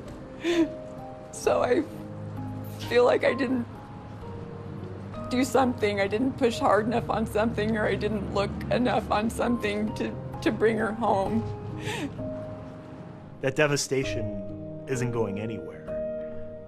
Like she said, she has to live with that forever. Her goal throughout all of this was to bring Kelsey home, give her a proper burial.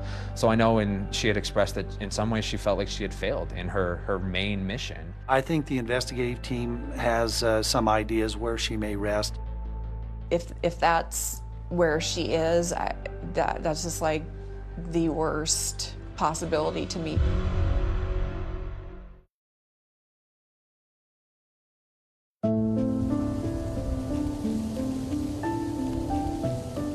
That very first day that we met in September of 2016. I'll never forget it like it was yesterday, and it was just a special bond that we formed. Kelsey's mom just battled and battled and battled. 8 years, I was hoping that it would never take this long. I grabbed my mother very tight and held her very close, just holding on to my dad's hands. Since the trial's over, it's because and Kelsey still hasn't been found, but I've just felt very empty this past week. Doesn't feel final because we still don't know where Kelsey is, and we still don't know exactly what happened. It turns out that prosecutors did present troubling evidence from the night Kelsey disappeared. That evidence provided a possible explanation to where her body could be. We received information from the Pueblo landfill that there was some video evidence of a vehicle being there. You couldn't see what kind of vehicle. You couldn't tell who was in the car. Their lock to their front gate into the dump had been tampered with. Well, it caught my attention when I grabbed the lock on my hand, and I said, well, somebody tried to get in here overnight. The cell phone records, the pings were all out in that area. So, we suspected that's what happened. If you heard the testimony of the landfill expert, it would be next to impossible to just find a body just by conducting a search of the landfill. Who wants that for their child to be the final resting place? No one. We want to bring her justice and bring her home with us, her and Kadri both. Kadri, that was the name that she was going to give the child. I'm never going to recover without getting her back. And so I still have nowhere to go to take her flowers, to go sit and talk with her, take her balloons on her birthday, go to see her on the holidays. Hi, Cal.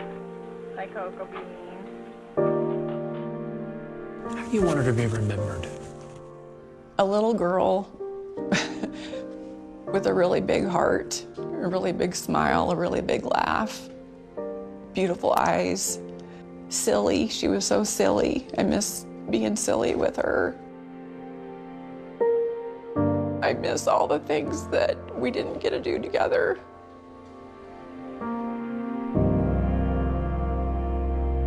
Dead? The patterns of women being killed didn't really add up. Brandy Henderson and 9 others. These 10 murders. The murder count possibly totaling 13. Why didn't police see it sooner? All victims of an unknown suspect. Whoever did this was a ghost. Danger disguised as a friend, and his victims never saw him coming. One, why did it take so long to see a pattern? We feel bad that we did not know that sooner. But it wasn't just police. It was those of us in the media and I think the community. Man, it was right there. This young mother was killed in the same manner. All had been strangled. He looked at me and he said, "We think we have a serial killer." If you don't get him off the streets fast, he could do it again. I was not going to stop until I found out who did this. If we'd only had the little pieces. Shauna Hawk. Had we only known what we know now. She was one of his victims too. So this was Shauna's first prom. Oh man. I remember the day she found the dress. Purple was her favorite color. Shauna Hawk was a very beautiful young woman. She went to Central Piedmont Community College. All I can tell you about Shauna is that incredible human being. Raised by her mother, single mom at the time. She was industrious, ambitious, worked. She wanted to make something out of herself. She was the apple of her mother's eye. Shauna was born on December 2nd, and I was all of 18 years old. I remember when Shauna was crying, and the minute they laid her on my chest, our eyes locked, and she just calmed right down. She was younger than me, but, bossy. That's the right word for Shauna. She was bossy. Every time. She's worried about the long hours and whether she's going to be able to keep up with her schoolwork. She actually talks with the Taco Bell manager, a guy named Henry Wallace. I went and met him once, and he said, "Nice to meet you, Miss Sumter. I've hired your daughter, and I think she's going to be great on our team." That year, February 19th, was on a Friday. Dee Sumter refers to that day as Horrible Friday. But it started out as just any other day at their home on Elon Street. She said, "Well, I'm gone. I love you." And I said, "I love you more." And then she stuck her head back in the door and she said, "Mom, I love you." And I said, "Baby, I love you more." And then she took off. That afternoon, Dee gets a call at work. Her godson's mother called and said, "Miss Dee, have you heard from Shauna?" And I said, "No." She said, "Miss Dee, I'm not trying to say anything, but something's wrong. I don't know what, but something's not right." She noticed some unusual things around the house when she came home. Her daughter's car was not there. That wasn't unusual, but what was unusual is it was a cold day in February, and Shauna's purse was in the house and her winter coat was in the house. She's wondering, well, what's going on? Where is she? I called her boyfriend and I said, Daryl, get over to my house, please, now. And he's just shaking his head. He said, this is baffling. I said, more than baffling. Something is definitely wrong. And they decided to call the police and report her as missing. As they were waiting for the police to respond, Daryl decided to go looking through the house and just check. I hear his footsteps. He walks into the bathroom. He pulled back the shower curtain and found Shauna in the bathtub in a small amount of water, fully clothed, and she was dead. The next sound I heard was him blood-curdling scream. He runs back down the hall. Miss D, dial 911. She's in the bathtub. Last thing I remember is seeing them push her out on a gurney doing CPR. It was obviously too late at that point. Subsequently, we find out that she was raped and then strangled inside of her bathtub.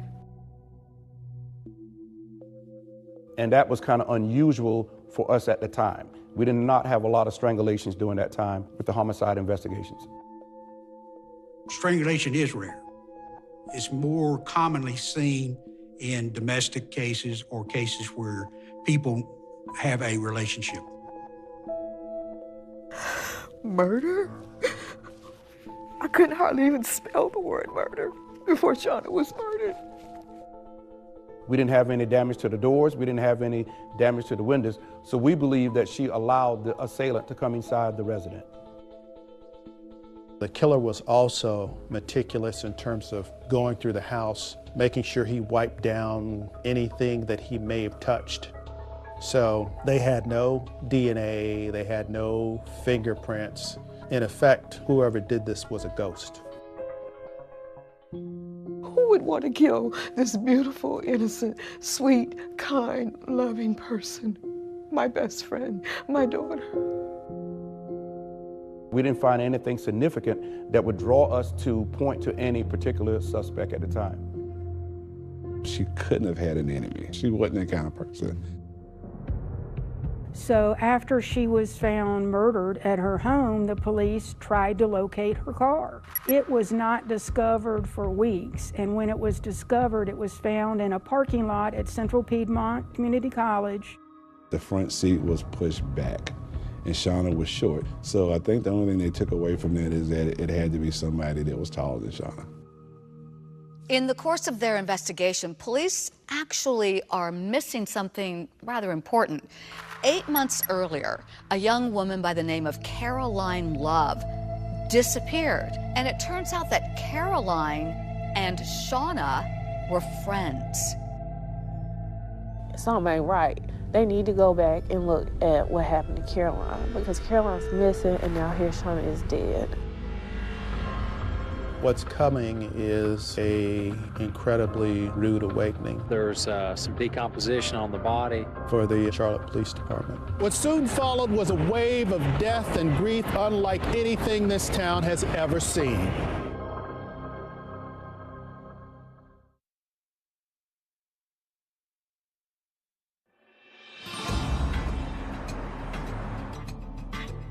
The best way to describe Charlotte in the early 90s would be is that it was growing extremely fast. Charlotte was at the beginning of its banking boom.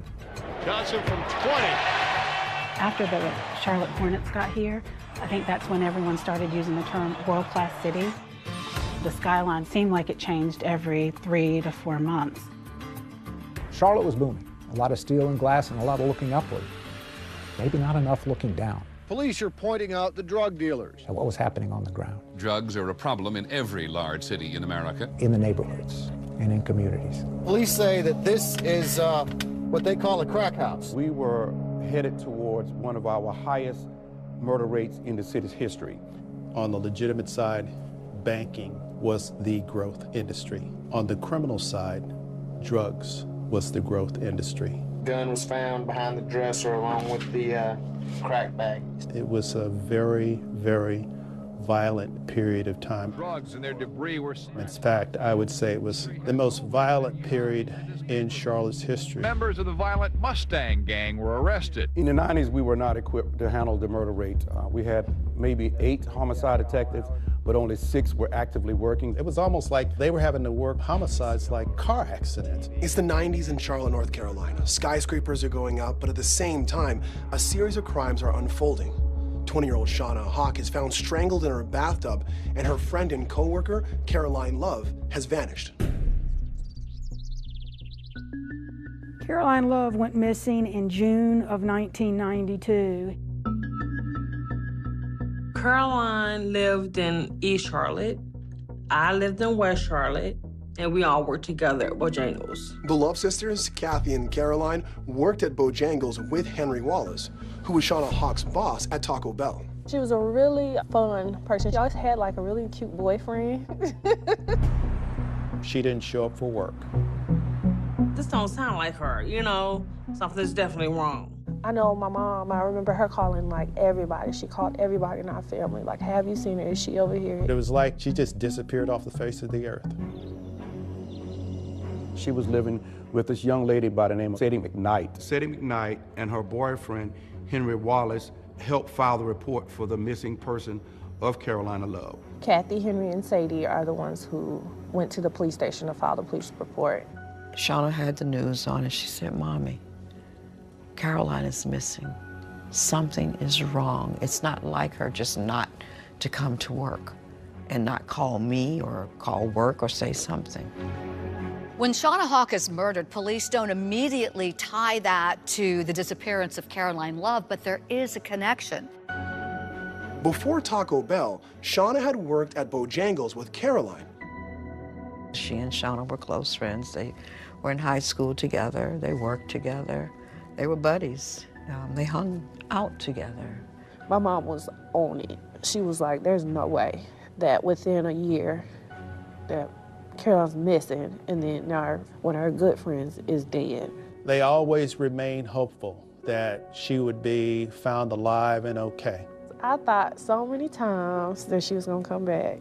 So I remember even when searching for her, I had these 2 little dresses, and I wore them because I wanted to look nice, you know. I wanted to look nice in case she showed up. 4 months after Shauna Hawk was murdered, another young lady, Audrey Spain, turns up murdered as well. I think this is one of my favorites. Audrey was a free spirit. She lived life on her terms. Spirited, adventurous, positive, a hard worker. Audrey Spain was another young, attractive black female who also worked at Taco Bell. I do remember receiving a call from Audrey's manager telling me that she had missed going to work that particular day and that he was concerned. So they actually sent the manager or the maintenance people to her apartment complex, and when they entered the apartment complex, entered her apartment, they found her deceased on the bed. I don't know how much information they actually gave us at that time. I just remembered that she had been murdered, she had been strangled, there was a rape also. It was devastating. It's just not something that you ever expect to have to deal with. Audrey was my younger sister, and we grew up together, so it was very difficult. What did I miss? How did this happen? And you're totally blindsided. Yeah, totally. The interesting thing about that crime scene was that the thermostat it was the summer months, had been turned way down. The crime scene techs, when they got there, were shivering. That's because the air conditioning had been cranked to slow down the decomposition process. Apparently, her body had been there for at least 2 days. In the first 6 months of 1993, Shauna Hawk and Audrey Spain have been strangled to death. Before Shauna was murdered, a friend of hers, Caroline Love, had vanished. Even so, the detectives have no clue that these cases are connected. I just don't feel like they knew. Maybe she was random, maybe not. These cases never came together because there were other detectives working it and not just one. And so we had very little information to go on at the time to try to link it with any of the other homicides. We just knew that we had another young black woman who was found murdered. We have a possible serial killer working in the shadows. But do we know that? We have no idea. In the months ahead, more Charlotte women will fall victim to strangulation and murder. But the killer will make a mistake, giving police a glimpse as to who he is.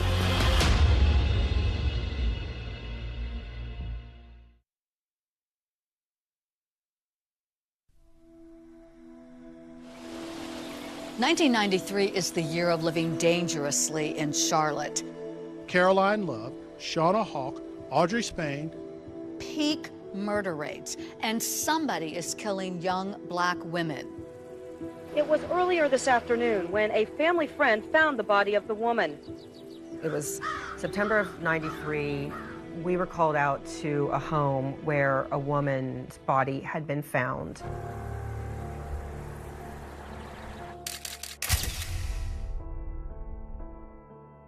When police got to this apartment off of Marvin Road, they found two very frightened children. Michelle, yeah, I was there. Vividly remember Michelle Stinson. Here's a young woman who had been murdered inside of her own home with her children present. Michelle Stinson was killed in front of her two children. A friend drops by to visit Michelle. He looked in the windows and saw one of her little boys playing and, was banging on the window. Where's your mommy? Where is she? And they tell him, well, mommy's asleep on the floor. And he was getting ready to leave when the little boy opened the door and he went in. He finds her dead on the kitchen floor. There were signs of strangulation, but her cause of death was 4 stab wounds. As Michelle Stinson's bloodied body was taken away, those who knew her said goodbye with tears and tried to make sense of it all. My goodness, what person, what monster could take the life of a mother in front of their children? Police say that there is no sign of forced entry, and that indicates that perhaps Michelle knew her killer and invited him in. Despite that, they failed to find any viable leads or suspects. Michelle Stinson's case, like Shauna Hawk and Audrey Spain, and the still missing Caroline Love, goes unsolved. You can't even stay at home and be safe anymore. For some unknown reason, they just couldn't connect the dots. Dee Sumter is a remarkable woman. Yes, her heart broke, but her will didn't. Dee Sumter went on a public campaign to call attention to her daughter's death. It's better knowing. And she turned what was the worst possible situation into something extremely positive for this community when she, along with Shauna's godmother, Judy Williams, started an organization called Mothers of Murdered Offspring, which is still here. I just knew I had a daughter who was murdered and it wasn't being investigated properly. I was appalled by that, angered by it, and I was not gonna stop until I found out who did this. They felt that the police department or the city didn't care enough because they were young black women. Dee Sumter, whose daughter Shauna was on that list of victims, still wonders what if some of the faces were white instead. Every time another youngster was murdered, there was Dee calling the press, going after the police, saying, "What are you going to do to help us?" She was turning up the heat on the police. They particularly attacked the police each and every day about what we were doing and what we were not doing, because they thought that we should be doing more, and we were telling them that we couldn't do any more than what we had. We were overworked and we were understaffed, but we were doing the best that we could. Dear Killer, I am the mother of Shauna Denise Hawk. She wrote a letter to the editor calling out the person who took her daughter's life. Something in me said he's got to have some type of a heart. Might be a dark heart, but it's a heart. Please, please, please come forward and turn yourself into the authorities so justice can be served and so you can get the help you need and so forgiveness can be given. For without this, you are eternally doomed. Can I have a moment, please? Dee Sumter's letter appears in the Charlotte Observer. And in the same day's paper, a brief article, a woman in Charlotte found dead in her apartment. Here we go again, another victim. In the mornings when Vanessa Mack had to go to work, her babysitter would come here to her house to pick up her 4-month-old daughter. A young lady by the name of Vanessa Little Mack was murdered in her home. I said, "Vanessa," I said, "get up," you know, like that. And then she didn't move and she didn't say anything. So I turned the bedroom light on. And I said, "Oh, God."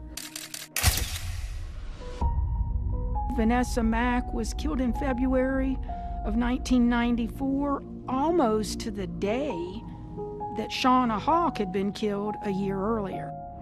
Blood was on her face and a towel was around her neck. Her baby daughter, just yards away, was okay. Police believe the infant was in the home when her mother was killed. Vanessa Mack was a hospital worker. Just an honest, hardworking young lady doing the best that she can to provide for her family. I don't know why they would have did it, because she was a good girl. She didn't bother nobody. Vanessa Little Mack's cause of death was once again ligature strangulation. There is a link to previous killings, but police don't seem to notice it at the time. Vanessa Mack had a sister who worked at Taco Bell. So again, the correlation of another person working with somebody at a Taco Bell. We started looking for financial card records and discovered that a bank card was missing from the scene. They got her banking history and found that her teller card had been used, unsuccessfully. In her final moments, Vanessa Mack tricks her killer, giving him the wrong PIN to her ATM card. She had made it up. It wasn't the correct password, so that's why he couldn't get into her account. She still fought back. She didn't give him everything he wanted. There are security cameras on the ATM. So we looked at the security camera footage and we could possibly say that it was a male of dark skin complexion. But it wasn't a great picture. There wasn't a lot to go on. The only thing you could see in the photograph was his ear. And we did see an earring in the figure of a cross at that time. A hoop cross earring. Only thing the photograph showed. But that killer wearing a gold cross earring is about to make another mistake, revealing his identity.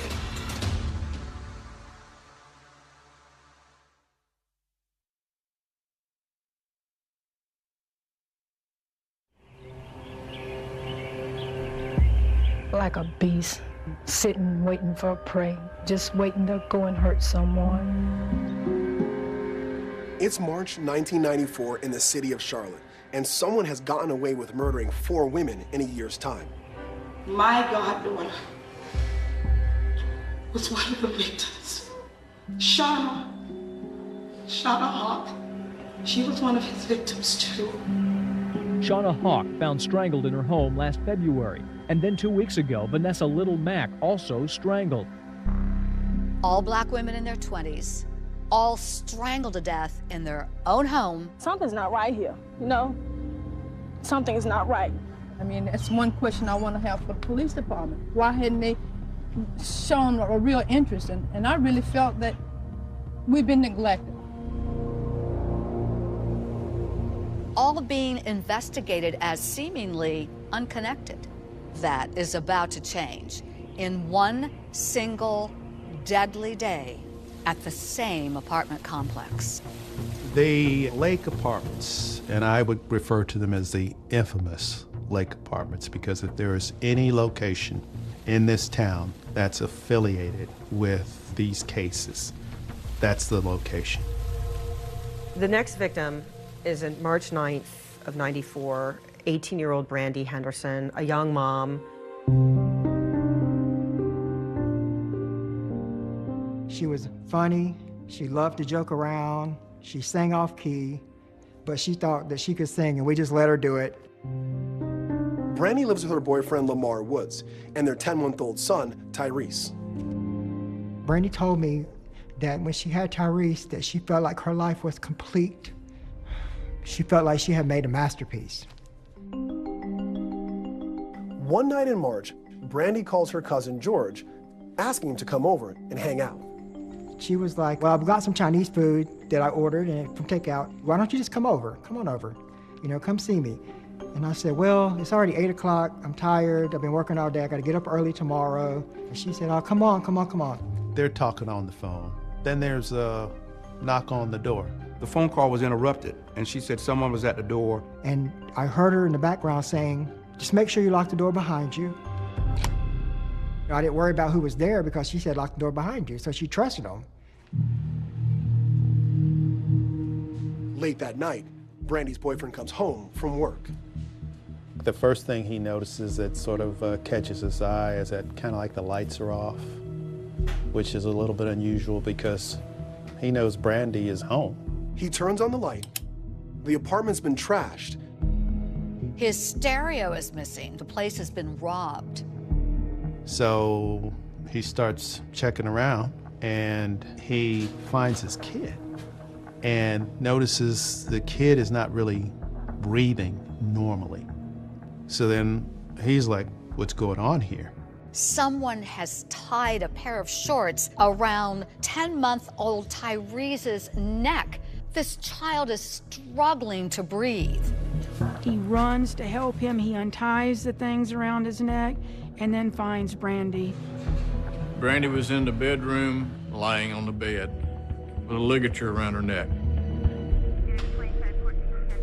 You're watching as this woman's body is being carried downstairs, knowing her child has been injured, possibly gravely, and luckily he survived.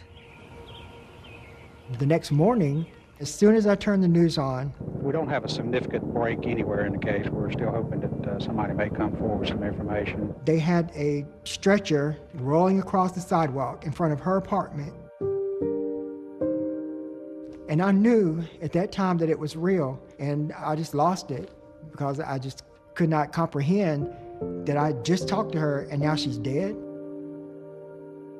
The killer stole not only the stereo, but a Pringles can of coins that Brandy had been saving up. However, this suspect got in there. Apparently he was let in or had access to get in on his own. Dalmatic, contact 60130 on tag 2. Right at this moment, detectives get an urgent radio call. They're needed back at the Lake Apartments. Another woman is found strangled. I could not believe that the next day we're back at the same apartment complex where another woman is found dead in her apartment. And this woman is Betty Jean Baucom. She's 24 years old. She has a 3-year-old daughter. Betty Baucom, who lived somewhere in those same apartments, worked at Bojangles. Betty never did anything wrong to anybody. She always trying to help people, and I mean, it just really hit us hard here. The stuff hit the fan. It was crazy town, man. Everybody was over there. It seemed like there was 10,000 police cops over there. I was interviewing people who were racing into the apartment complex. We came here to make sure that my girlfriend was safe because her husband is at work and her daughter is home alone. Did this concern you when you heard this? Yes, it did. I mean, it's unbelievable. The fear that it stoked was just insane. I grew up in New York, and I thought this was going to be like, you know, a safe haven out here. And apparently there is no safe haven anymore. So now we have a major problem. Now we have 2 young ladies in the same apartment complex have been found murdered, and there's a lot of conversation. I was in court and saw one of the homicide detectives, and I asked him, you know, what's going on? And that was the first I heard. He looked at me and he said, "We think we have a serial killer." Police worry this could be a serial strangler. Betty Jean Balcom's car has been stolen. We're looking for a vehicle now of the latest victim, and we believe the suspect has probably fled it. So during this time, you know, we have an APB out for Betty Balcom's car, and we're looking citywide for the car. Police found the car in this parking lot. Actually, it's right across the street from the apartment complex where the women were found murdered. On the floor of Betty's car is a Pringles can stolen from Brandy Henderson. So that connects the 2 murders at the Lake Apartments. Whoever killed Betty and stole her car must have also killed Brandy and stolen her coins. Tonight, police aren't taking any chances at all. They're setting up perimeters all around the Lake Apartments. Investigators say they need more information quickly. You know, if you don't get him off the streets fast, he could do it again. Use caution, be careful, and think before you open the door. The killer is out there somewhere, and they feel certain if given the chance, he could strike again.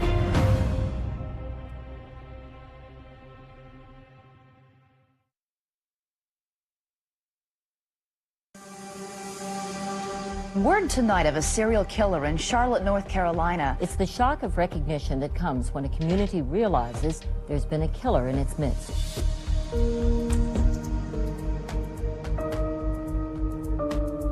So now we have a major problem. Now we have 2 young ladies in the same apartment complex have been found murdered. The media has now been involved. Be careful letting them into your house. If there's some doubt at all, you feel nervous with the person that may be coming to your door, don't hesitate, call 911. Everybody's in uproar, everybody in a panic. The city was on edge, you know, just fear all over the whole city. It was scary. It was scary. I can remember calling some friends that I know on that side of town and say, hey, be careful.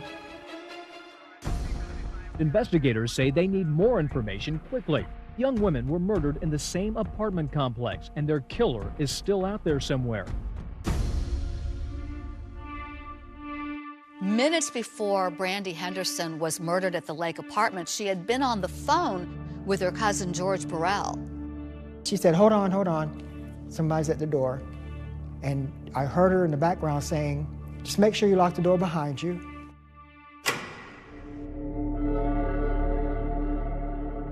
The day after the murder, George says he stops over at a neighbor's apartment.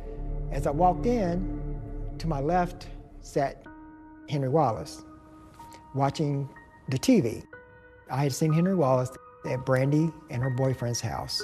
I had met him one time. By daylight, detectives were back at the Lake Apartments with another murder on their hands. The news came on. So we started watching the news, and it was about Brandy's murder. Investigators say whoever killed these women was cold-bloodedly calm, spending a lot of time in each of their apartments. I felt this on my shoulder. I felt a pat, like, you know, I'm so sorry. And he was looking at the TV, watching Gurney go across the sidewalk with her body, and his eyes just glow. He was just glowing, like, just, you know, like amazed, like he was excited. And I could just see that in his eyes, like he was just fixed on the TV. Brandy Henderson's 10-month-old baby was also attacked and left for dead. And He's like, I'm so sorry. What happened to your cousin? And Henry said, she was always there with her baby by herself. When somebody come in, she would say, lock the door behind them. I had that flashback to when I was speaking to her, and she said, just make sure you lock the door behind you. And I knew at that moment that it was him. I said, oh my word, he killed her. George says he immediately told a police officer about his suspicion, but he says the officer blew him off. By then, they knew that they had a serial killer on their hands, and they needed to find him quickly, but they didn't find him quickly enough. As they're processing all of this with Betty Jean and Brandy Henderson being murdered at the Lakes Apartments, one more person is found murdered about a mile away, and her name is Deborah Ann Slaughter. She loved to laugh. She had a very contagious laugh. She also had a beautiful voice. She and I both grew up singing in church together.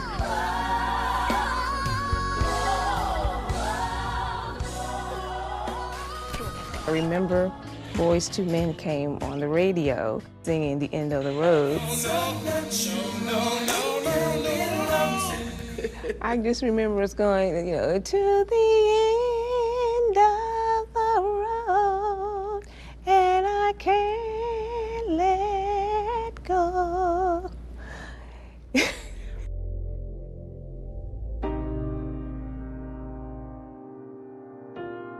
That was the last time we sung together.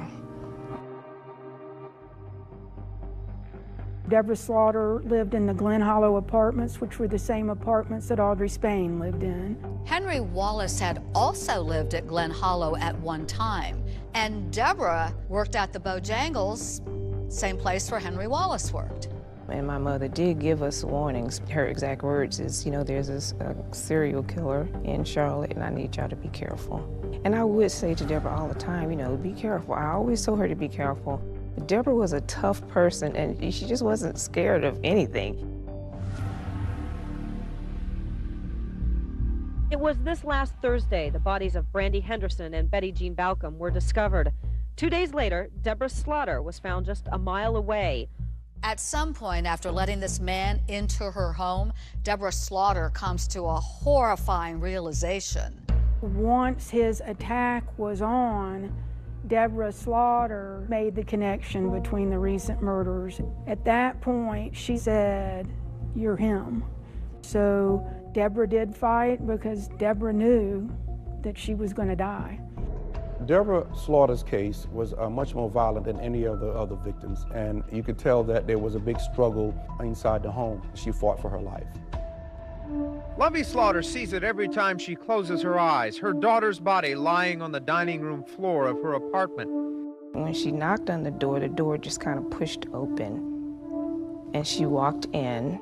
And when I opened the door and saw her laid on that floor, next thing I know, I look up and I see 2 firefighters bringing my mother down the stairs, and she's crying, and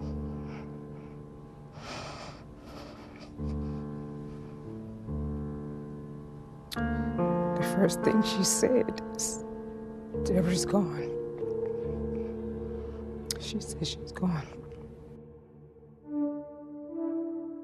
You've got, oh, this person was strangled here, this person was strangled here, this person was strangled here. Huh. Tonight, police aren't taking any chances at all. Looking back, the killer is out there somewhere. For myself, as a reporter, I keep thinking, why didn't we start putting 2 and 2 together? Then you have the police who are trained to do these kind of things. Why didn't they do it? Look closely. Police say this is the face of a serial killer. Who is this man who has confessed to the murders? Once I touched him, so it was out of my control. It was out of my hands. So I couldn't stop it. There was no way I could stop it.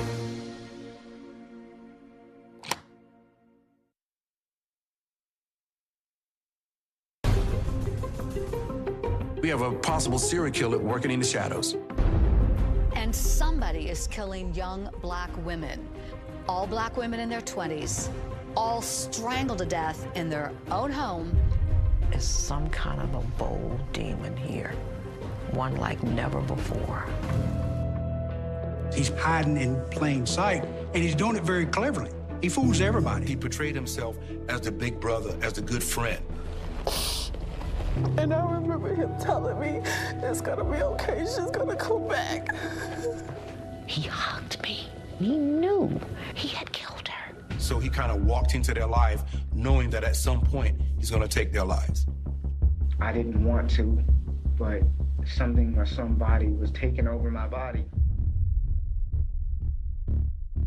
He writes a name, then a second name, then a third name, but he keeps going. He was talking about killing women like you're in some sort of boring book club. The general tone in Charlotte was, why didn't you guys figure this out earlier? Saying that they didn't prioritize these murders because the victims were black women. You guys blew it. How could you miss this?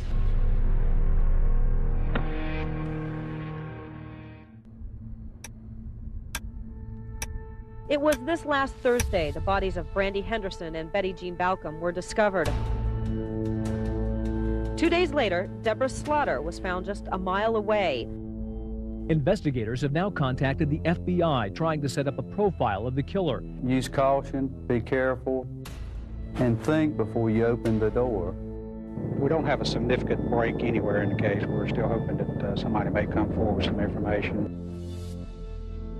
Charlotte police are desperate to find this killer. They do get something to work with from Brandy Henderson's boyfriend, Lamar.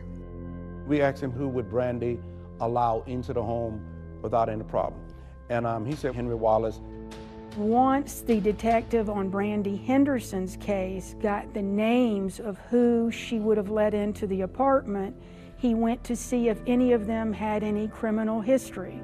Henry Wallace did. He had a misdemeanor larceny charge, and there was a mugshot of Henry Wallace.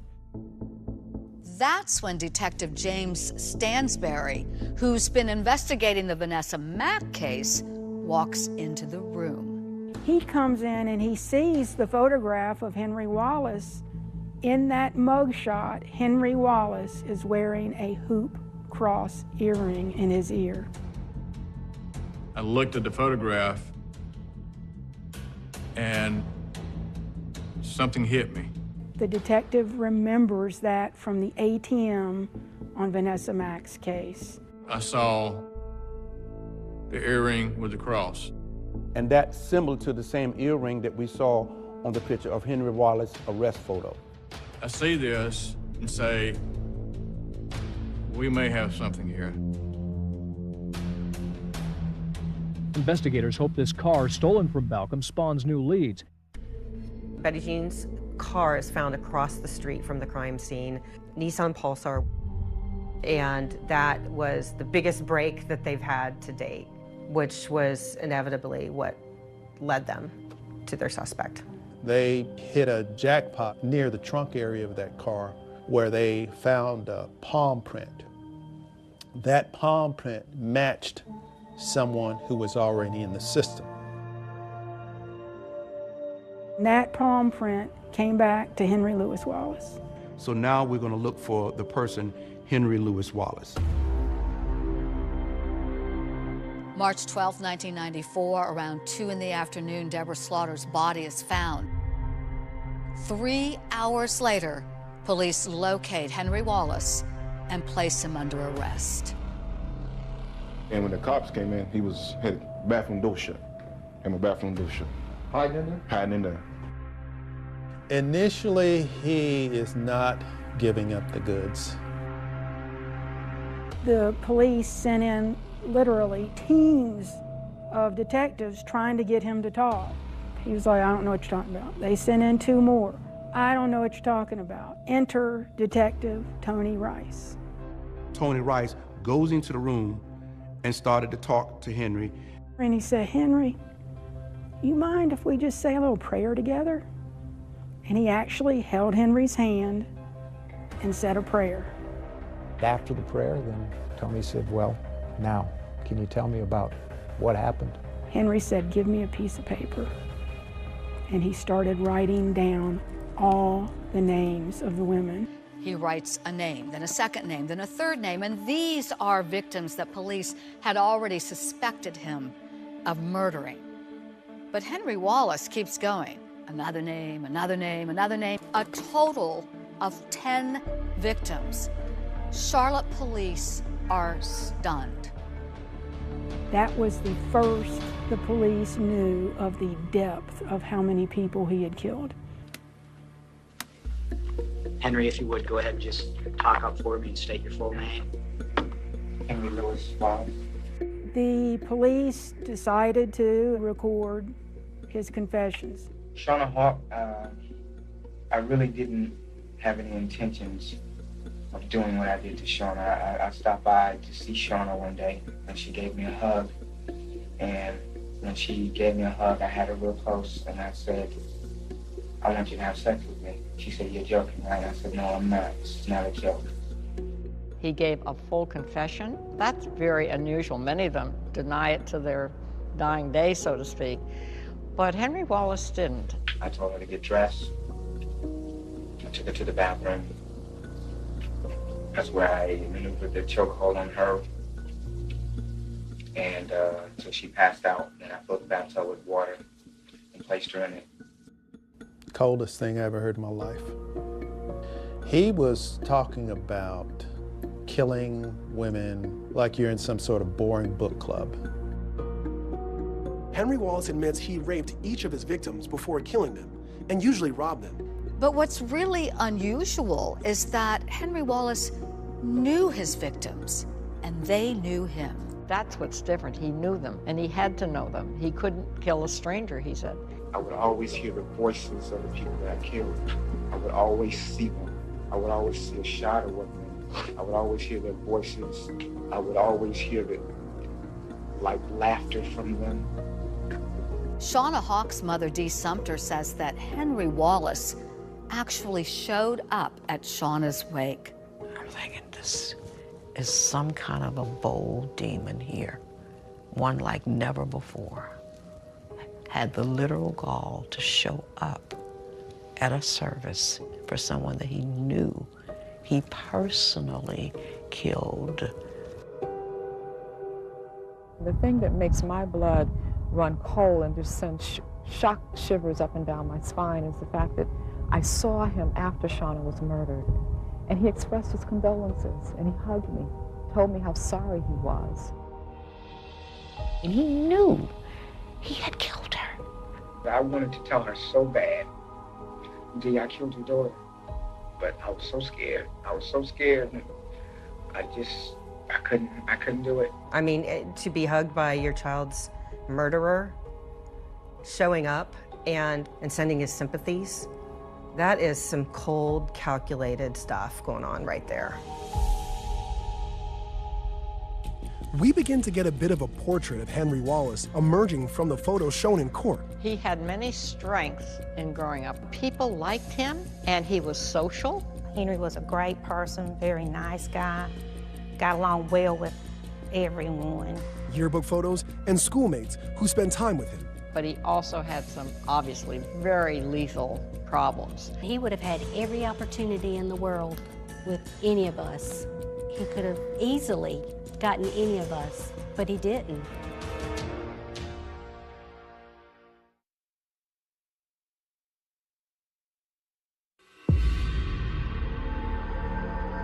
Was there satisfaction in that for you? I didn't want to, but something or somebody was taking over my body, and I couldn't stop, even when I tried to stop. Police say this is the face of a serial killer, a man who choked the life out of neighbors and co-workers. His name is Henry Lewis Wallace. Henry Wallace was born and raised in Barnwell, South Carolina, a small town about 3 hours south of Charlotte. Before he became a serial killer, Henry Wallace was a fast food manager who had served in the Navy, had been married, and then divorced. The news of his arrest shocked his hometown. I still have a hard time believing now that it was Me too. our Henry. Former classmates and the high school yearbook seem to portray a completely different image than that of a cold-blooded killer. Henry was a great person, very nice guy. He was a good guy. He was fun. He had the biggest smile, the biggest personality, always happy. You know, he was the first male cheerleader we ever had. I would have never guessed in a million years that Henry had any kind of issues where he would do what he's done. Never in a million years. He would be the person who's responsible for more deaths in Mecklenburg, Charlotte, Mecklenburg, than any other person that we've came in contact with. I think the community was truly stunned. Those kinds of cases didn't happen here. Charlotte wasn't the kind of place where we would have a serial killer. After Henry confessed to all of the murders that we believe he did in North Carolina, we began to formulate how are we going to tell the public. Information indicates that this person was responsible for the murder of 10 women in Charlotte. When we made the announcement, the city ate us alive, the media ate us alive. I do remember the police coming out and saying, we have a serial killer, but you know what? Our officers did a great job. The investigators worked tremendously hard and did an excellent job on the investigation of all of these 10 cases. We're sorry that we did not get him identified earlier. Had we done that, then we maybe could have saved the lives of some of these women. The general tone in Charlotte was, why didn't you guys figure this out earlier? The community became outraged. The police was well aware of this a long time ago. There were some in the community who criticized the Charlotte police, saying that they didn't prioritize these murders because the victims were black women. I sat and just cried in my heart and outside because I wanted that same energy and effort to be extended to my child. There was not a level of caring. This is where the racial disparity comes in. We covered Dee, we covered her press conferences. One of the things that she made everyone think about and talk about was if these had been white women who were dying in South Charlotte, each killing would have been a huge story. Race is always a factor in criminal investigations. Until America sees that it is not a factor or we have to mention it, do an interview, race is always going to be a factor. All these cases were professionally and competently handled. There was nothing given short shrift. One of the other stunning aspects of this case was how well Henry Wallace knew most of his victims. And it seems that fast food restaurants are the common thread that bind Wallace to most of his alleged victims. Everything was right here all along. It's been right here. And they've done everything except look right here. Obvious connections. There's that word again, connecting the dots. In my humble opinion, blatantly ignored. It was like, you guys blew it. How could you miss this? It's not that we missed this, it's just that we were overwhelmed with the cases. During that 2-year period that he was killing people, there were approximately 300 people murdered. All of those cases were on desks of 6 homicide detectives in the 90s. We didn't have the technology. We definitely didn't have the manpower, and we definitely didn't have the resources. When Henry Wallace confessed to police, he listed names of people that investigators didn't even know had been murdered. Well, there is one name in particular on that list that I am certain wasn't on their radar at all, and that is Valencia Jumper. Investigators say Valencia Jumper died in her third-floor apartment. They say this also appears to be the unit where the fire started. Valencia Jumper came to Charlotte. She was a student at Johnson C. Smith University. Henry Wallace knew Valencia's sister. That was their connection. She was found in a house that had caught fire. That didn't fit any patterns before or after. It was ruled that maybe she was out drinking with her friends and had too much to drink, put a pot of beans on the stove to eat, and the fire engulfed the apartment. Investigators say they suspect Valencia Jumper was sleeping when the fire in her third-floor apartment broke out. They say a pot left on her stove started the fire. And I went into the kitchen and I opened a can of pork and beans or something, and I put it in a pot, put it on the stove, and I turned the stove on high. He set the whole scene up that it looked like she fell asleep while she was cooking. And I went to her kitchen. I noticed there was a bottle of rum, 151, and I poured the rum all over her body. He considered her to be his little sister. There were so many things in this case that were missed by various people. The only people who didn't miss the signs were her family. And her family fought tooth and nail to say this was not an accidental fire. After Henry confessed, the medical examiner started re-examining the facts in that case. And one of the things that stood out was there was no soot or ash or anything in her throat where she breathed in smoke. It should have been ruled that she was dead before the fire started. This case haunts me probably the most because of mistakes that were made, that had they not been made, Henry Wallace would have been charged then. And she was victim number 5. We wouldn't have had 5 more. Henry Wallace's confession leaves veteran law enforcement shocked and almost caught off guard. But the next thing he does is remarkable. He takes the police on a field trip.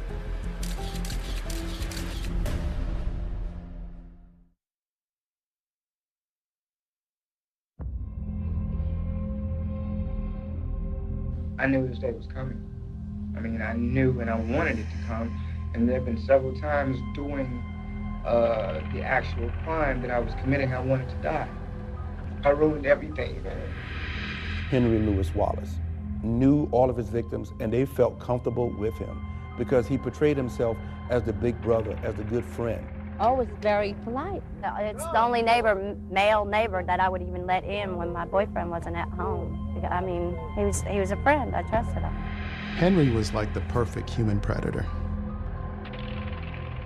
So he kind of walked into their life knowing that at some point he's going to take their lives. You never realized what Henry was all about. And by the time you did, it was too late. If you would go ahead and start with the first name that you put on your list there. Carolyn Love, is it? Caroline Love. Where did you meet Carolyn? Caroline, I met her through my girlfriend, Betty. And so we go to the board and we're looking for certain names, and Carolina Love name is not on the homicide board. So why is this name on the list? Caroline Love was a woman that went missing in June of '92. She was a friend of Wallace's girlfriend at the time. Remember, Shauna Hawk and Caroline Love were friends and they were co-workers. We talked to him and he was very forthcoming, and he gave us a lot of information. I dumped her body on the left side near where a ditch kind of led from the highway back into the woods. You think you could find it again? I know I could. And so we decided to find Carolina Love. We put Henry in the back of the van, and he directed us out to this remote area of the county to a field. The investigators were told exactly where to look for another victim in this bizarre case. And it was the skeletal remains of Caroline Love. That tells the cops that this guy is for real. He's a killer because he's the only person who's going to know this. We have to tell the public that this case was not a missing person, it is now a homicide. Painful. I cried all yesterday, I cried all last night. Caroline's family is even more devastated. This is the same man that went with Caroline's sister, Kathy, to file a missing persons report. Caroline's niece, Sarah, was only 8 years old when her aunt went missing. And who comforted her during that time? Henry Wallace. Then I remember being in her room with him and sitting on his lap. And I remember being sad and crying.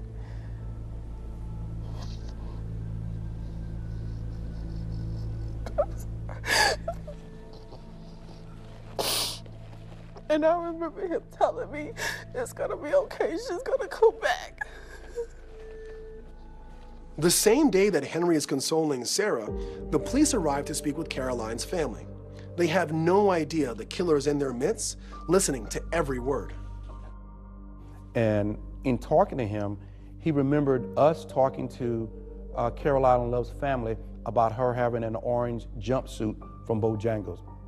He said after hearing that conversation, he decided to go back and remove that orange jumpsuit from her, because if we were looking for it, it would be easily seen by an aerial helicopter or somebody's walking by. He returned to her body disposal site, which was outside, numerous times. I went back a couple of times since then, so I was really where the body was. Caroline's family, who had held out hope for so long about the fate of their loved one, now have to face the cruel reality that her remains have been found. You told me she would come back, but you didn't tell me she would come back like that. I mean, we didn't have anything to go back to. Her body was bones. Back in the interrogation room, detectives ask one final question. Is there anything else you can remember, Henry? That's it. Anybody else that you can think of in Charlotte or anywhere else that anything like this has ever happened to you before? You lived in South Carolina with your mom. Anything there that you remember? One person. Tell us about her. Her name was Shanda Buffet. He called her Shan. Henry Wallace confesses to police that he killed 18-year-old Tashanda Bethea in 1990 in his hometown of Barnwell, South Carolina. It's believed that Tashanda was his first victim. She left home about 5 o'clock on the 19th, and they reported her missing on the 20th because she didn't return home. She was walking one day. I picked her up, and I told her that we were going out to get some pot. And I pulled off to the side of the road into a little ravine area. Tashanda's body was found 2 weeks later by people fishing in a local pond. The autopsy results show that she was strangled. A few days later, Henry Wallace is brought in for questioning. He was a very strong suspect, but we had nothing on him. He covered his alibis good. I was questioned about her death, but I did not. After literally getting away with murder, Henry Wallace moved to North Carolina, where he would kill again and again and again. It's absolutely devastating. You're sitting there thinking the worst, hoping for the best, and that's exactly what these relatives were doing. And unfortunately, it was not a good ending. Henry Wallace, dubbed by some in the media as the Taco Bell Strangler, confesses to killing 11 women. But the question remains, why? Two of the FBI's most respected mind hunters want to know what's inside Henry Wallace's mind. He had some obviously very lethal problems. They sit him down for interviews and put it all on videotape. It was out of my control.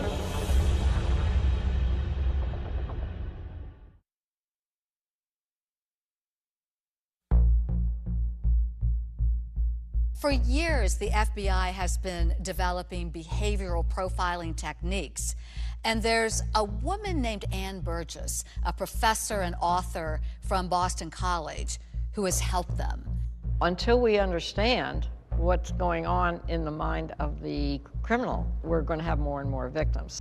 She was one of the few women in the FBI at the time doing that work, and I thought it was time to get her story out there. So after a little bit of convincing, she agreed to write this book, A Killer by Design.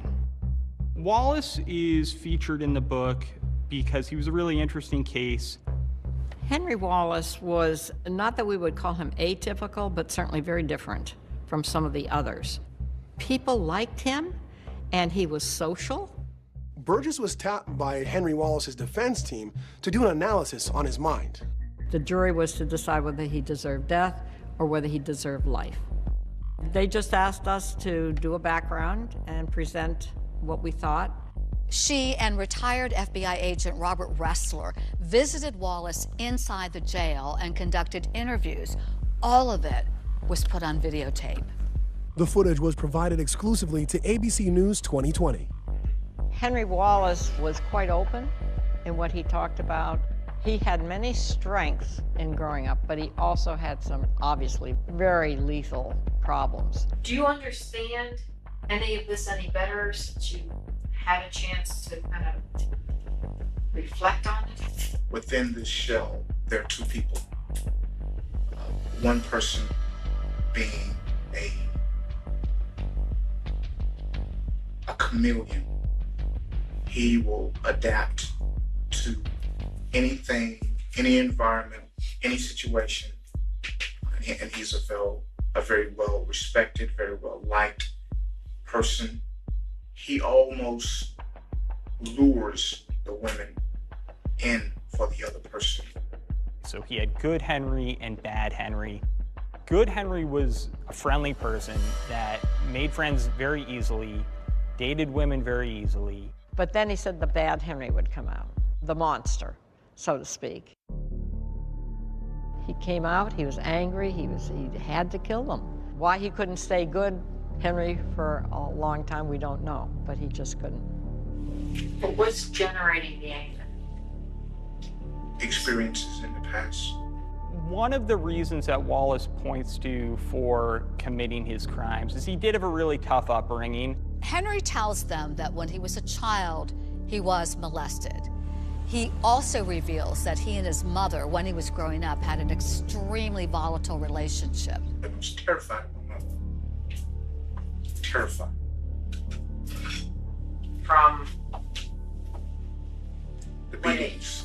Henry also described being constantly teased about being a cheerleader and other things. He was teased about his size, he was teased about his color. Wallace was trying to reshape this really terrible childhood that he had by taking out his aggressions on people that he knew as if that was a replacement for the bad situations of his past. He married his high school sweetheart, this prom photo capturing them in happier times. But the marriage didn't last long and ended right before he moved to Charlotte. It all starts collapsing after the wife left him. I grew to hate her very much. And there's still a lot of hatred inside for her. And I think that had I lived in South Carolina and not in Charlotte, she would probably be one of the victims. Wallace did think about killing his wife, but he was not able to actually go through with it. I think that the majority of the victims reminded me of her in some way. Or when the murder and rape was taking place, who I was seeing was her and not the victim. After his marriage dissolved, then Henry had to move back in with his mother. That really kind of was the straw that broke it all down. And that's when he started into his murderous behavior. My mom was very violent, and I think more than, other than a mate in these women, I was looking for a mother as well, or traits of my mother. And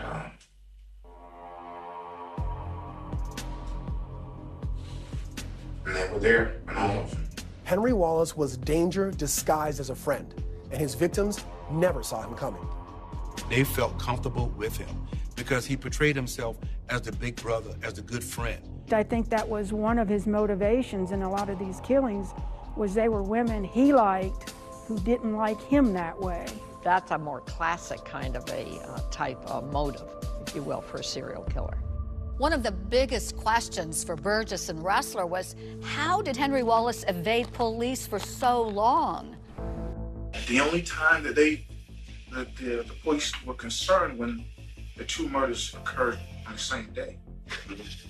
That's when Barkham and Henderson. Same day. Yeah. That's when all of a sudden they started seeing connections and things that had happened 20 months ago. You've got to do the victimology first. because they would have realized that they knew each other in some capacity. And that would have been a way to then zero in on Henry. Burgess testified for the defense, and she told the jury that Wallace, while he was committing these murders, was in an alternate mental state. I did feel that he was not in total control of his thoughts, that he was being controlled, if you will, by the obsession. Henry Wallace was convicted of the rape and murder of 9 women. I think we all knew what the verdict was going to be, guilty. So the real question was, does he live, does he die?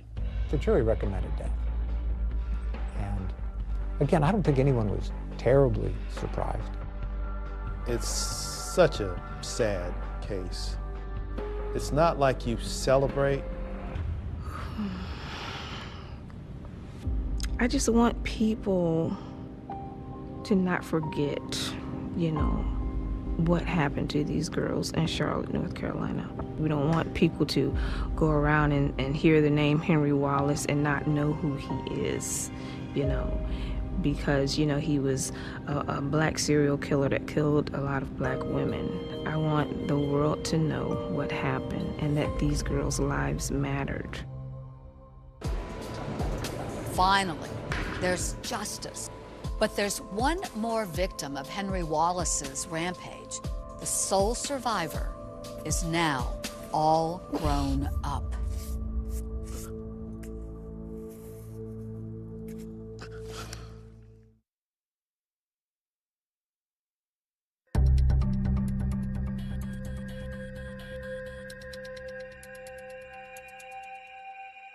"18-year-old Brandy Henderson strangled to death."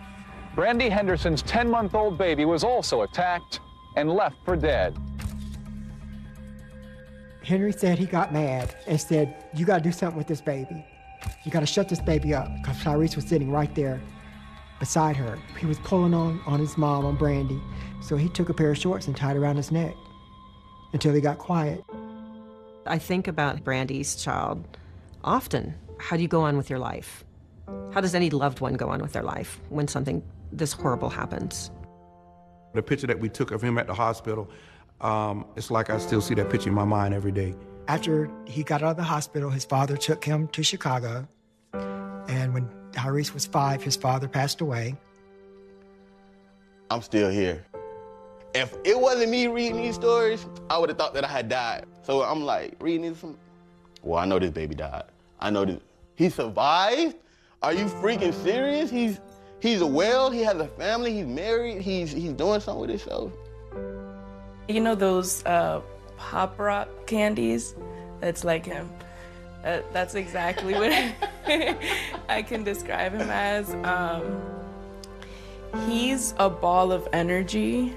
I'm a father, I'm a husband, I'm an entrepreneur. I try and be a great role model because I do have 3 sons. He's been through a lot of things. He's had it rough. He realized he never grieved for his mother, and he grew up without his mother's love. I went through a whole grieving class. I wrote my mama a letter. I told her I was mad. I told her I was angry. I told her how much I missed her. I told her how sorry I was because I know that I wasn't doing the right things. When I heard about his mother, inside I was crying, outside I was strong. I'm finding out more and more about the situation with his mother every day. I went and searched for it just to know, what type of woman she was and how it's instilled in him. She was such a great mother. She would have done anything at all for him. Brandy told me that when she had Tyrese, that she felt like her life was complete. They tell me that she was a great person. They say that she wanted the best for me. They're like, I was her masterpiece. It's like, I'm somebody's masterpiece. Like, that's a huge compliment for me. I saw Tyrese when he was like 9 years old. We went to Chicago and visited him, but since that time, I lost track. I feel guilty about it, but I just could not stay in contact with him because I knew he would have all these questions and I wasn't ready. After 20 years, Brandy's cousin and close friend, George Burrell, is now reuniting with Brandy's son, Tyrese.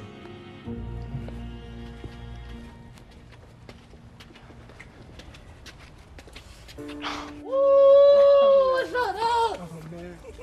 What's up, old boy? Oh my gosh, man. I've been in Charlotte. Wow. Yes. And hello. Liz, George, nice to meet Liz. you, Liz. Finally. Man, it's good to see you. You too. You getting old. You got thank gray you. hair. You got a gray beard. See that? Yeah. The guilt, you know, when she told me, come over and see me that night, and I didn't go, and then he came and killed me. Yeah, man. Hey, look, as Brandy's son, listen, check me out. As her son, my boy, you're not responsible for anything that happened to us. I also remember her life isn't the only life. It was also other victims and it's other family members who feel the same pain. You heal, but you still got them scars. Look at my neck, dog. Man. I remember that, looking at you through the hospital door. Look, I'm shaking. Wow. That's how close, look at that, that's how close you came to not being here. Oh my word. Wow. Your lips are still red from being strangled. Yeah, and that was the main part. I'm like, that's why I say I'm the only survivor. Like, that's a survivor. Yeah. That little baby right there, like. And that's you now. Yeah, that's me now. Still with the tears and all, bro. Wow. At trial, Henry Wallace was found guilty of the assault on Tyrese. It's like, why didn't I die? Truthfully, I wanted to die for a long time. As I started learning more that I'd be too selfish. She fought too hard to keep me alive. And that's why I didn't die. There's no time frame on grieving. There's no time frame on how long you can and can't miss somebody. But it's like, I'm a survivor.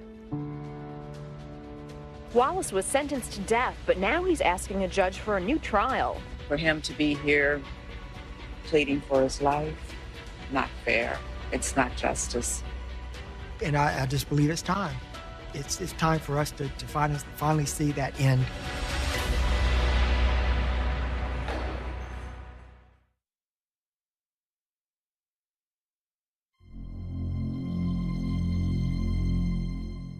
It's 25 years this year that he was sentenced to death, and I'm ready for him to be executed. I think he got an appropriate sentence, but North Carolina has not executed anyone in a very long time. My goal now is to start a petition and let people sign that so that we can get an execution date and finally get this resolved. I was determined that I wasn't going to hate him. You kind of have to let it go, otherwise it will consume you. I don't feel hate for him now. I started journaling, and it really did help. I forgave Henry years ago for the madness of what he did. I don't harbor that hate for him, but I do think that justice should be served.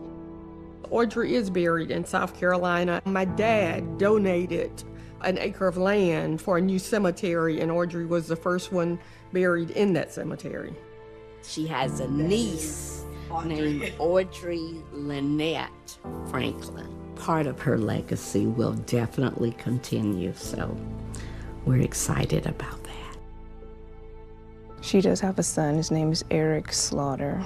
He reminds me of Deborah a lot. I think she would be very proud of him and the progress that he has made in his life. I just wanted mothers to come together and join our forces and our hearts. MAMO, Mothers of Murdered Offspring. The whole point in MAMO being created was to make sure that Shauna's memory lived on. Should have never happened. But it made us better detectives, and it made Charlotte Police Department a better homicide unit. In a statement to 2020 about the Wallace investigation, the Charlotte-Mecklenburg Police Department says the detectives worked the cases as diligently as they would have any homicide case, with the race of the victim being irrelevant. In the aftermath of the murders, the department says it added staffing to the homicide unit and implemented regular mandatory meetings to better identify related cases. You know, the guys in the homicide unit, I know them all from that time. It's just that they were put in a situation where you just couldn't win. Listen to the families, because they are the voices of the victims. I fight for my own breath sometimes. I fight to be here. If I had $1 for every time that I've been told, Miss Sumter, I know I'm gonna make it because you're making it. None of these young African-American ladies deserve to die. They were young ladies who deserve to have a bright future. And so, you know, my hope and prayer is that even though it's tragic. My grandfather was a detective on one of the biggest unsolved murders in our generation. This was a child who was put to bed by her parents and never woke up. They just kept saying, no, no, ask God to raise her. Police found evidence from the beginning that in their minds pointed directly to the Ramseys.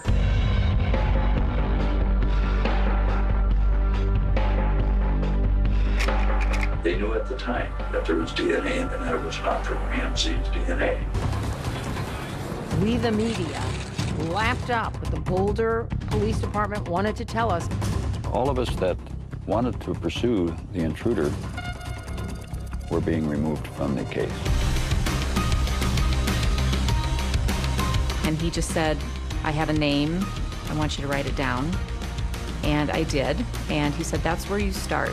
All but one person on that list is innocent. Then you got your killer.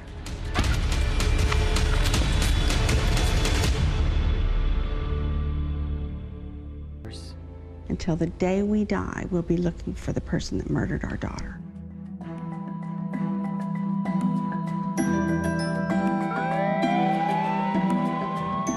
In 1996, a little girl named JonBenet Ramsey was 6 years old. She was brutally assaulted and murdered on Christmas night in the basement of her home in Boulder, Colorado. Hey guys, welcome to our first ever podcast episode. Thanks for tuning in. My name is Jessa. And I'm Lexi.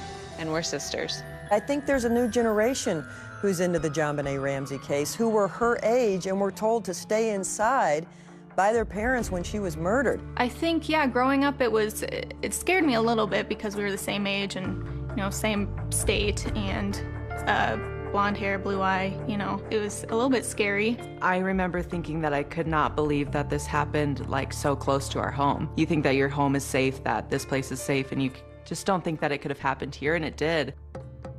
The murder took place sometime between 10 p.m. on December 25th and 5:30 a.m. on December 26th, 1996. They know a lot about the case. My two girls, they loved their grandfather. Our grandfather was a detective on one of the biggest unsolved murders in our generation, the JonBenet Ramsey murder. And with this podcast, we want to talk about the JonBenet Ramsey case from our grandfather, Lou Smith's perspective. Lou Smith was a really legendary detective from Colorado that was brought in early to investigate the homicide. Once he got a hold of a case, he never let go, and he had great attention to detail. Lou Smith made an 8-hour video presentation that includes notes on the case, potential suspects, the evidence he collected over the years. It's a virtual encyclopedia of the JonBenet Ramsey case. My name is Lou Smith.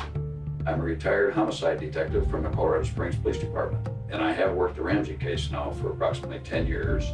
What I'm going to do today is to just show a presentation that was made back in 1998. He had a history of closing cases. He had a 90% success rate. He advocated for the victim and stood in their shoes. So that's why we've chosen The Victim's Shoes as our podcast name. This really meant something to him, and he really felt he needed to find the killer of this little girl, and he needed to do that for JonBenet. And first and foremost, we wanted to continue our grandpa's legacy. That was one thing he asked for before he died. He wants the case to remain alive.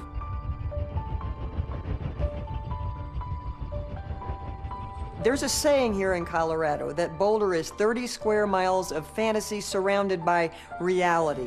It's very wealthy, it's well-to-do. Boulder looked like something out of a storybook in many ways, especially the neighborhood in which the Ramseys lived. John and Patsy Ramsey lived in a 6,700 square feet Tudor there on 15th Street. What I'd like to do first is to just talk a little bit about the Ramsey family. John Ramsey had interest in sailing and flying. Patsy Ramsey was the mother. John and Patsy Ramsey had 2 children together. Their firstborn was Burke, 9 years old, and JonBenét, 6.5, in kindergarten.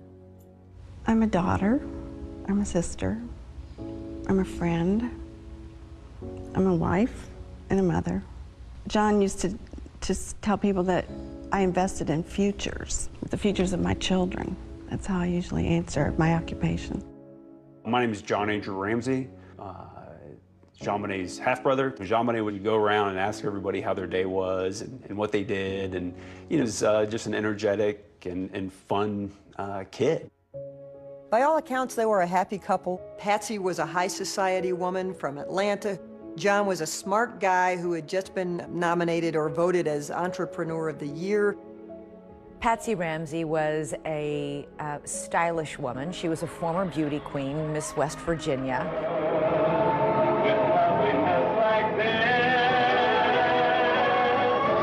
Oh, that is interesting because the case had gained so much attention because JonBenét was in pageants. By the time JonBenét was 4 years old, she was in the pageant system with big hair and lots of makeup.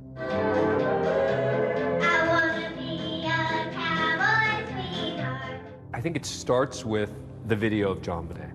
It starts with the fact that you have this beauty pageant video of a 6-year-old.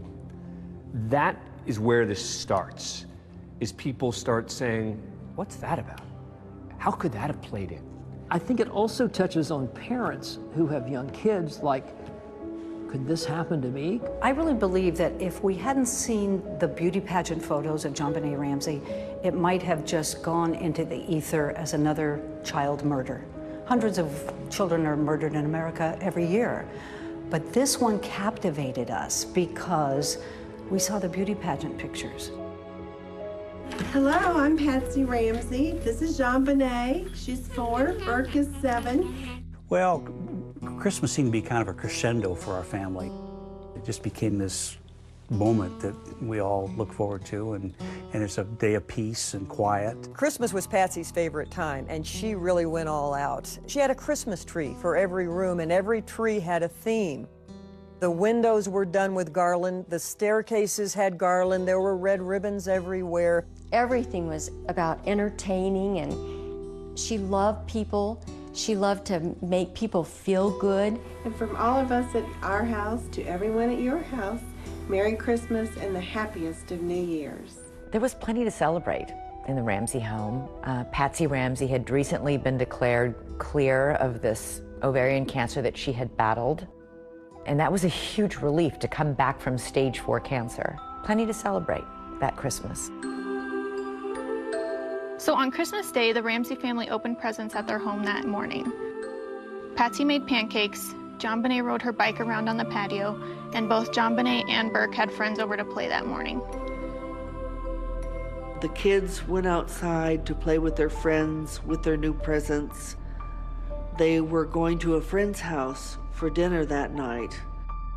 We were going to leave early the next morning for a trip to our summer cottage in Michigan. It was going to be the first time we'd gotten all of our family together in Michigan for kind of a post-Christmas celebration. So we came home, went to bed. JonBenét was asleep when we arrived home. We took her to bed, got Burke to bed, set the alarm, and went to sleep. The next morning, Patsy was up first. You get up, you're dressed, what happens? I went down our steps from our bedroom to the 2nd floor. Then I started walking down the spiral staircase. And as I came to the bottom of the stairs, there were 3 pages neatly laid across one of the runs of the stairway. She picked up the note and she started to read it. I just remember when I read, "We have your daughter," it just this overwhelming fear. And then? Then I just screamed for John. Screamed. We have a kidnapping. Hi, please explain to me what's going on. What's your name? Are you Patsy Ramsey? I'm the mother. Oh my God!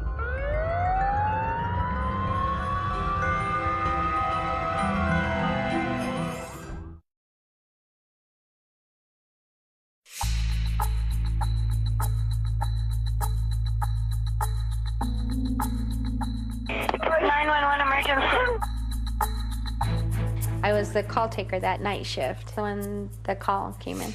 Police, what's going on? 515th Street. What's going on there, ma'am? We have a kidnapping. Hi, please explain to me what's going on, okay?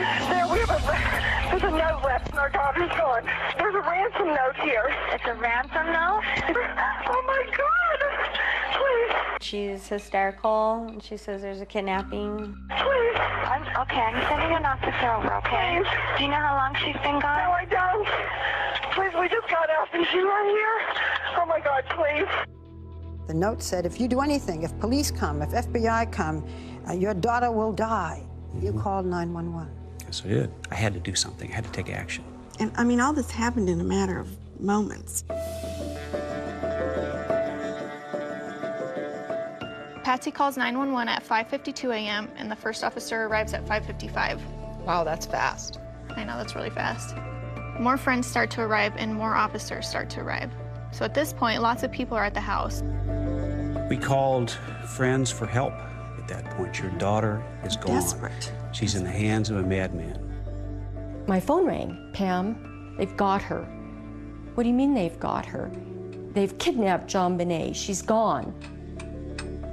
What was the atmosphere like as you sat and waited? Well, it was awful. First of all, we didn't know whether the kidnapper was going to call that day because the note said, I will call you tomorrow. Get plenty of rest. I was deathly afraid that tomorrow was in fact the 27th. You lose all perception of time, of place. You've just been dealt a horrible, crushing blow. The police came in just before 6 o'clock in the morning on the 26th of December, thinking that we had a missing child. They go into this beautiful house with 18 or so rooms. And they did a cursory search of the residence, and they didn't find anything. The mistakes they made were outrageous, they were mystifying, they were mistake after mistake after mistake. The police did a terrible, terrible job securing that scene. And if you don't secure the scene, you don't get good evidence. People were streaming through that house. They were in the kitchen, they were in the living room. There were some friends of Patsy's that were helping her wipe up the kitchen. There could have been fingerprints there. You had friends that were Windexing the sink and washing dishes. And People were making toast in the kitchen. And yes, a kidnapping is a crime scene, but we were so focused on getting JonBenét back. That was the task. What we have learned is that everyone should have been sequestered into an area so that people weren't roaming around the house. And that was a mistake on my part. The reason I didn't is because these people were the Ramsey's support system. There was no information at all to indicate the family was involved at that point. It was a crime scene, and it was getting contaminated. The note was being passed around and reviewed by all of their friends. Of all of the evidence left behind, that ransom note is the most baffling. Number one, it is too damn long. A ransom note is not that long. A ransom note says, I have your child, I want $1 million, I'll call you later. This is the infamous ransom note. It begins, Mr. Ramsey, listen carefully. It was 3 pages long, and some people believe that a kidnapper that was truly kidnapping somebody would have written a very direct and to the point ransom note. 3 pages? What was that about? That ransom note was the War and Peace of ransom notes. Who would write a 3-page rambling ransom note other than someone trying to cover their tracks who was in the house. It's the weirdest ransom note I've ever read. You will withdraw $118,000 from your account. $100,000 will be in $100 bills and the remaining $18,000 in $20 bills. You think about this number and how is it relevant? And it's relevant because John Ramsey got a bonus from his company for $118,000. How many people knew that? I'm going to guess not a lot of people. Our grandpa compared the note to some examples that he found in movies. John? The movie Ransom was playing in Boulder. I have your son. Oh, Jesus. I want $2 million. Oh, God.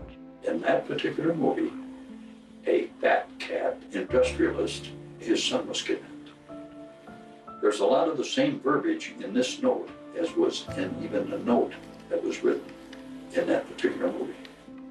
If we catch you talking to a stray dog, she dies. If you talk to anyone, I don't care if it's a Pekingese pissing against a lamppost, the girl dies. You and your family are under constant scrutiny as well as the authorities. Don't try to grow a brain, John. Do not attempt to grow a brain. Our guy's a real watcher of that particular type of movies. Dan, what does this tell you in terms of evidence? First of all, that someone felt comfortable spending the time writing this long note in the house. And whoever wrote the note is about to go from a kidnapping suspect to a murder suspect.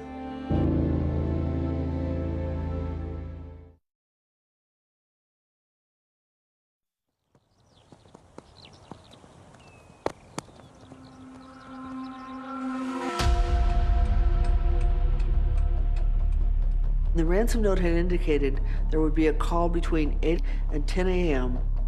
And the police had prepped me on how to respond in a phone call, and it's very important that you hear JonBenét's voice. Police officers were leaving at 9:30 and 9:45 before that time period of the phone call had even expired. One lone detective was left on the scene. Detective Linda Arndt is left behind in the house with John and Patsy Ramsey. She didn't have extensive homicide experience managing a kidnapping and what was about to unfold. This was likely pretty overwhelming for one lone police officer. Everyone is cleared but the family friends, victim advocates, and the detective. So nobody was cleared. Yeah, that doesn't make sense to me because everyone should be cleared from the scene. The house is full of people. And so this is a crime scene that is now being destroyed piece by piece.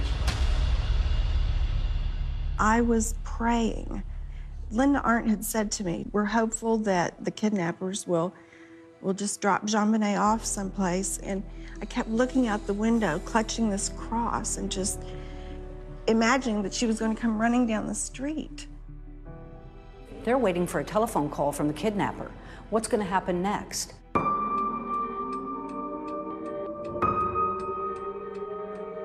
10 o'clock comes and goes, and there's no acknowledgement that the deadline imposed by the author of the ransom note is come and gone. Nobody seemed to mark it or freak out about it. She noticed John Ramsey checking his mail in the kitchen and thought that was odd. Linda Arndt tells the restless John, why don't you look around the house, see if anything is missing or looks strange. Check the house, top to bottom. Look for anything that might belong to JonBené that is in place where it shouldn't be. John took a friend with him. They went to the basement, and John opened the door. You opened the door to the small room. I knew instantly what I'd found. I'd found my daughter. She was lying on a white blanket. The blanket was wrapped around her. Her hands were tied above her head. She had tape over her mouth. I immediately knelt down over her, felt her cheek, took the tape off immediately off her mouth. I tried to untie the cord that was around her arms. I couldn't get the knot untied. Picked her up, and I ran upstairs and laid her on the floor and still had a hope that she was alive. And I see John Ramsey carrying JonBenét up the last 3 steps from the basement. She looked like she was sleeping. She had some marks on her face and on her neck. I knelt next to her and I leaned down to her face. And John leaned down opposite, and he asked if she was dead. And I said, yes, she's dead. And as we looked at each other, I remember, and I wore a shoulder holster, tucking my gun right next to me and consciously counting, I've got 18 bullets. Why did you do that? Because I didn't know if we'd all be alive when people showed up. She clearly felt in danger. At that moment, she made it clear that she thought that John Ramsey killed his daughter and that they might kill her. It was shocking to me that she would think that. How is it that you have all these cops searching a home and nobody finds the body, but you ask John Ramsey to go look for things out of the ordinary, and he finds his daughter in a room that had never been opened by anybody in law enforcement? That's crazy. He lays her on the living room floor where just a few minutes before, friends and neighbors have been walking and, you know, bringing in fibers and whatever to contaminate the scene. And then the coup de grace. He grabs a blanket, which is full of who knows what kind of contaminants, and throws it over the body. Patsy was being kept out of the room, and I didn't want Patsy to see JonBenét laying there like that. I remember walking in and seeing her lying there in front of the Christmas tree. I knelt down over her and just laid my body on her body and my cheek against her cheek, and it was cold. And Father Rawl was there. And he started saying the last rites, I believe. And I just kept saying, no, no, you know, ask God. Ask God to raise her. So we're talking a major blunt force. This is just a massive blow. But the ultimate cause of death was strangulation with something called a garrote. Brad, what type of a weapon is a garrote? How does it work? It's a device of string, and it's wrapped around what ends up being a piece of a paintbrush. And what happens is, as JonBenét is losing consciousness, she's leaning forward. And so this gets tighter and tighter, and you can see how it cuts into my hand. You can see exactly why it cut into her neck. And that ultimately, according to the ME, is what killed her. It seems to me that she had been attempting to remove the ligature from around her neck, and that tells me she was alive when she was garroted. There were signs that JonBenét had also been sexually abused. The broken pieces of the paintbrush that were used for the garrote were also used to sexually assault her.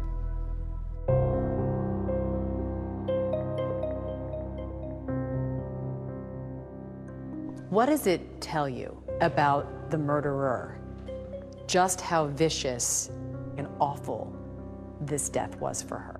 A person that would do this to a 6-year-old in this fashion clearly is into sort of sadistic behavior, that they like torture to a certain extent. This is clearly somebody who was really into this.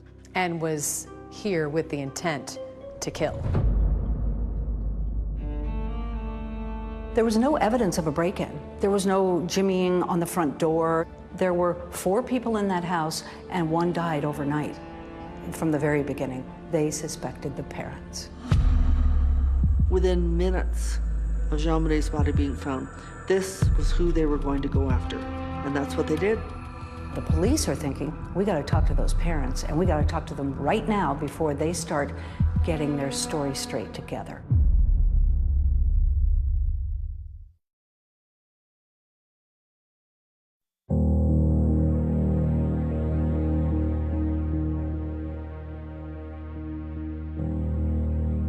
They brought JonBenét's body out past the candy canes that were decorating the front of the house, and there were only like 2 reporters outside to capture that.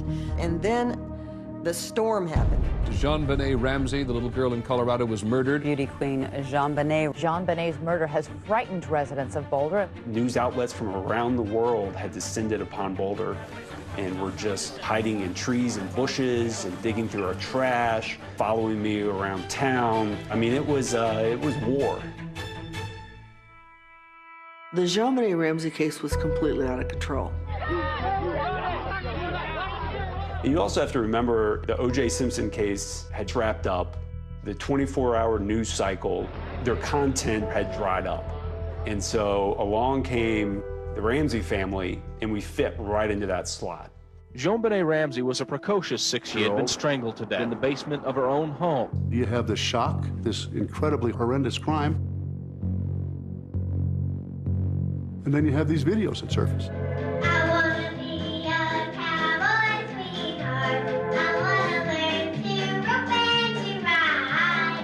Of this beautiful young girl. JonBenét Ramsey!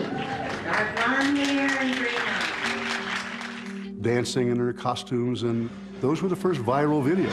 She'd like to become an Olympic ice skater. It's part of what turned it into an international circus. Now we have Instagram and we have Snapchat, but back then, this was one of the first moments in time where something truly went viral. This little girl's image was everywhere overnight. The biggest negative factor about John and Patsy Ramsey was that they had allowed their daughter to be in child beauty pageant contests, and people did not like them. As our grandpa stated, this was a brutal, premeditated murder, not just a little doink on the head covered up by perverted staging. It seems unimaginable to most parents out there that any parent could do something this brutal, this heinous to their own child, and yet police found evidence from the beginning that in their minds pointed directly to the Ramseys. Particularly, Amy, when you start with children of this age, when they die, tend to die at the hands of their parents. So the focus is naturally going to be on the parents to begin with. Now, in the house, the ransom note is written on a pad that belongs to Patsy. So this is the notepad. This location right here is where the note was physically found by Patsy. The pen that was used was in the house. So this is the garrote that was used in the murder of JonBenét, and it's a special significance because of what it was made from. Yes, it basically is an artist's paintbrush that's broken, and what's important is that it actually came from Patsy's art supply. And there were even fibers on the backside of the duct tape that had been on JonBenét's mouth from Patsy's clothing. And that was very, very important. But there are problems because Patsy lived in that house. Would those fibers have been there anyway? The police started thinking, well, maybe this is just a cover-up, that the Ramseys harmed their child some way, then panicked and tried to create basically a kidnapping scenario.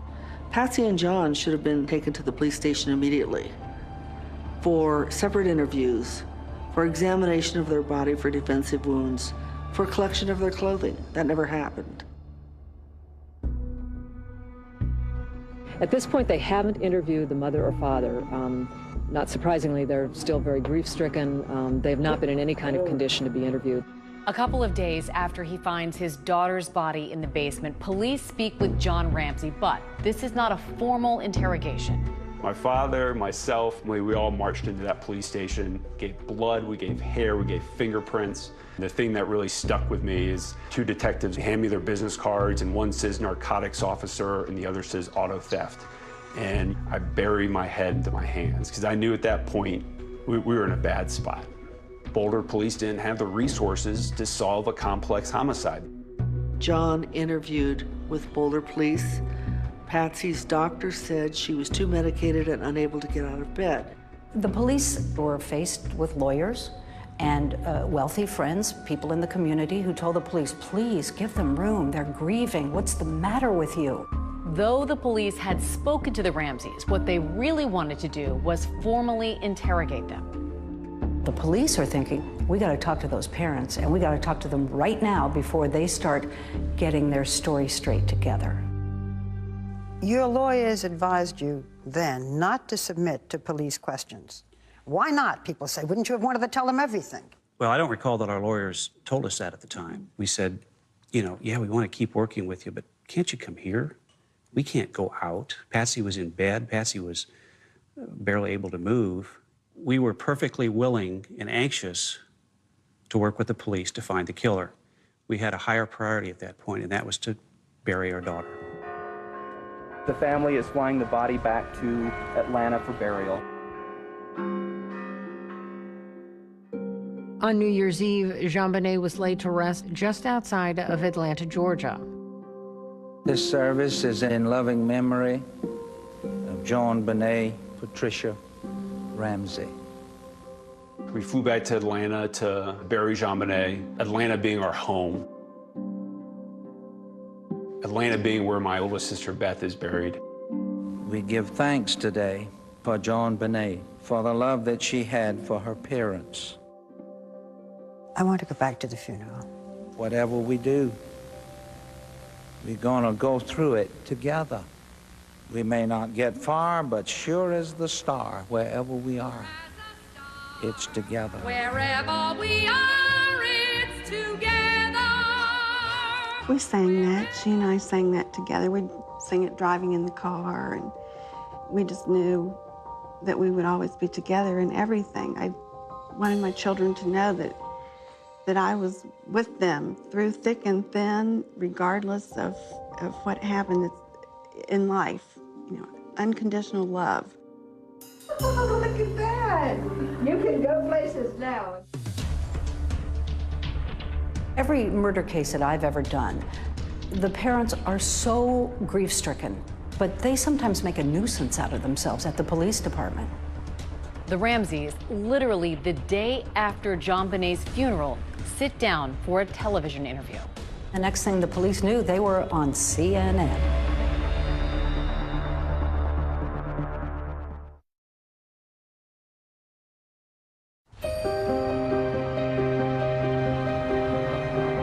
The Boulder police don't interrogate the Ramseys, but they remain the main suspects. Many people found the Ramseys' behavior peculiar, suspicious, weird, off balance, and from that thought, they must be guilty. When you realized that you two were the prime suspects, what did you think? What did you feel? What did you say? Well, we were outraged. We were shocked. How could they think that? We were a normal family. I just didn't believe it. You just can't believe it. I mean, you were suffering from having lost our child. And then for someone to accuse you, it's just, you can't believe that would happen. A lot of people said, you know, if that were me, I'd be on the steps of the police department finding the murderer of my daughter. Then they go on CNN and say they didn't do it. If anyone knows anything, please help us. We've sensed from our friends that this tragedy has touched not just ourselves and our friends, but many people. As a mother, my heart went out to this couple.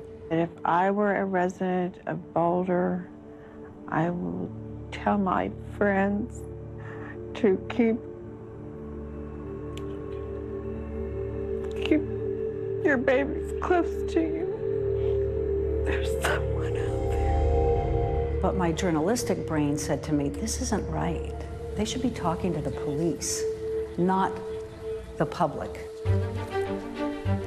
Police end their 10-day search of the Ramsey house and remove the crime scene tape. It is unknown if the family intends to resume residency at the home. We have no comment on the whereabouts of the family at this time. Starting from the beginning of this case, we, the media, lapped up what the Boulder Police Department wanted to tell us about what they were doing in the JonBenét Ramsey case. For the most part, the police were very tight-lipped in this thing. They didn't tell us a lot of secrets. They didn't leak a lot of information. Other than broadly we think the mom did it. People who believe Patsy killed their daughter believe it was over bedwetting and then staged to look like an intruder.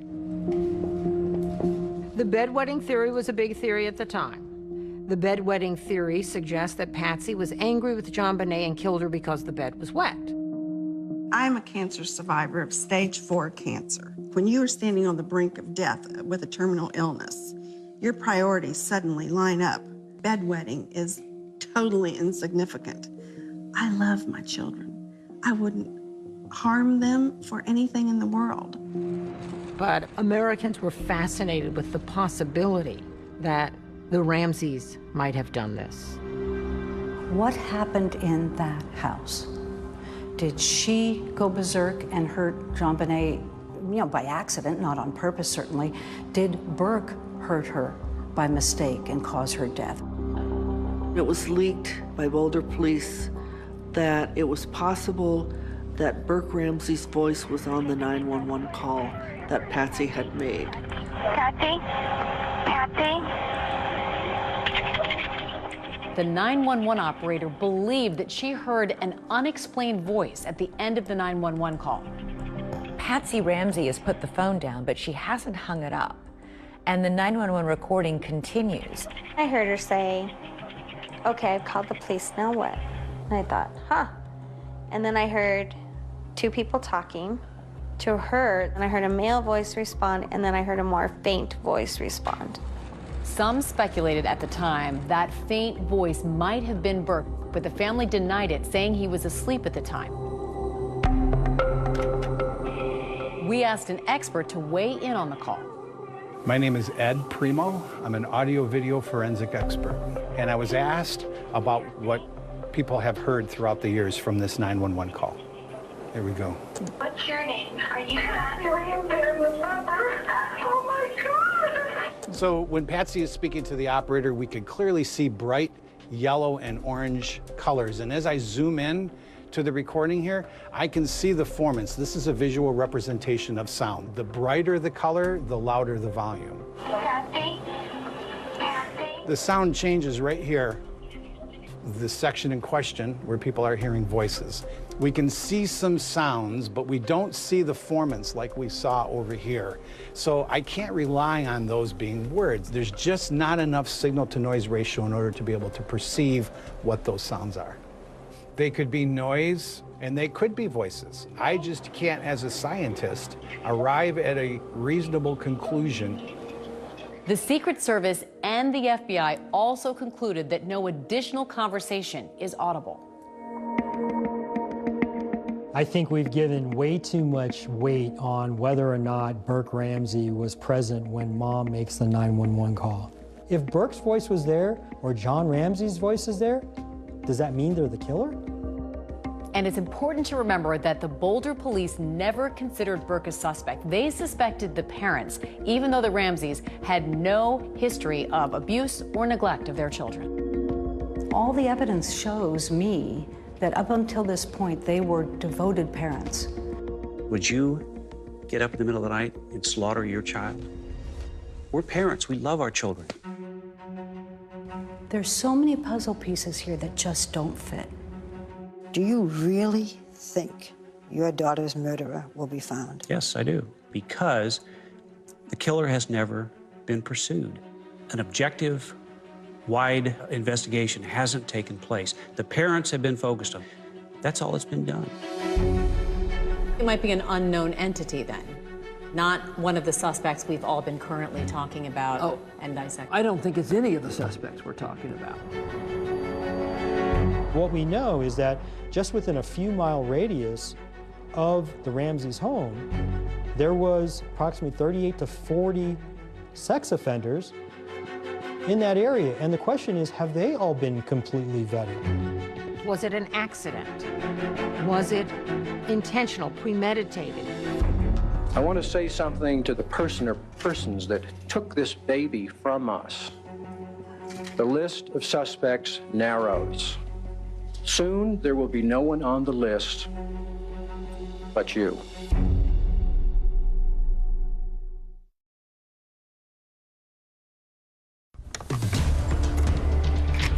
killer of John Bonet. How many victims has he had in the past?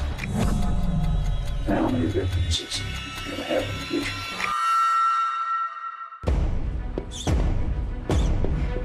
The grand jury couldn't point the finger at one or the other, but they were convinced that it was one of the two of them and that the other one helped. Go back to the damn drawing board.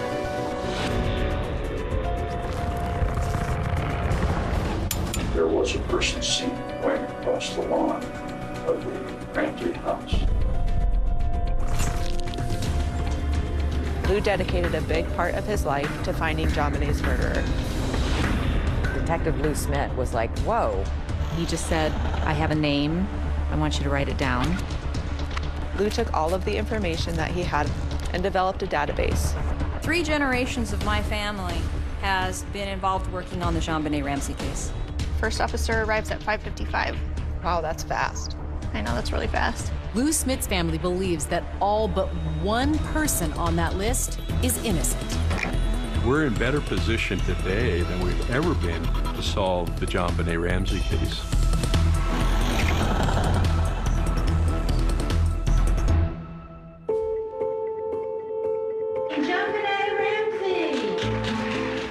JonBenet was an entertainer. She would entertain at the drop of a hat. She loved to sing and dance and perform. It was a natural for her.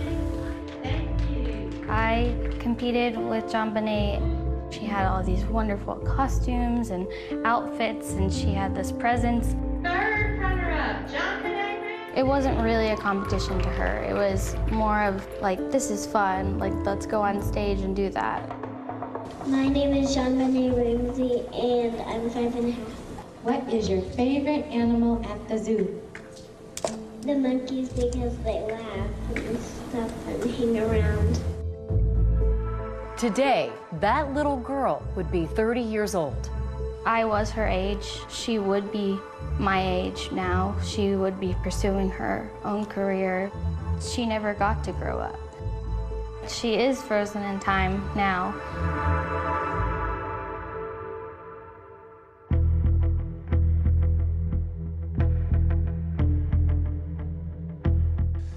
Well, the police were convinced pretty early on that Patsy and/or John were involved. And you had a district attorney's office that was saying, not so fast. And that created enormous tension between the two. Did you hear anything yesterday? I think there are some new developments. Alex Hunter, the district attorney, wanted someone to come in with fresh eyes in this case and look at it from the perspective of a defense attorney. Who might have killed JonBenet as an intruder, not just the parents, but from the outside?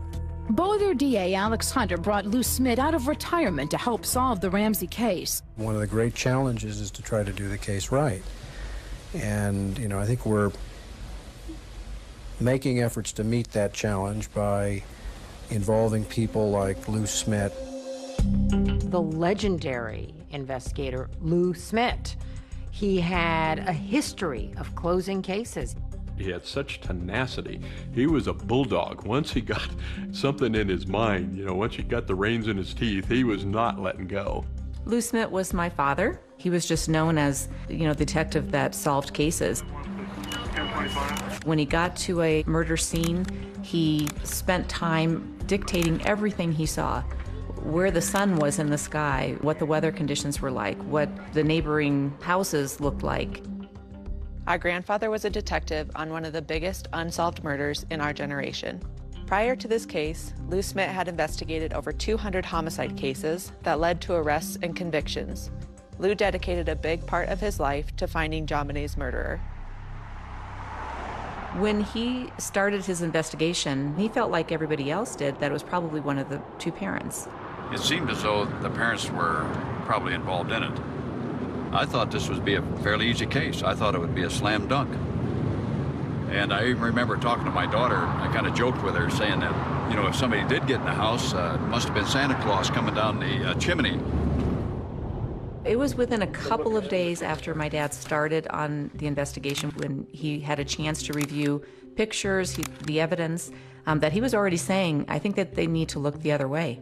He was already noting in his journal that he felt that they needed to look at an intruder. Lou came up with the intruder theory. You can't think about that theory without associating it with Lou Smit.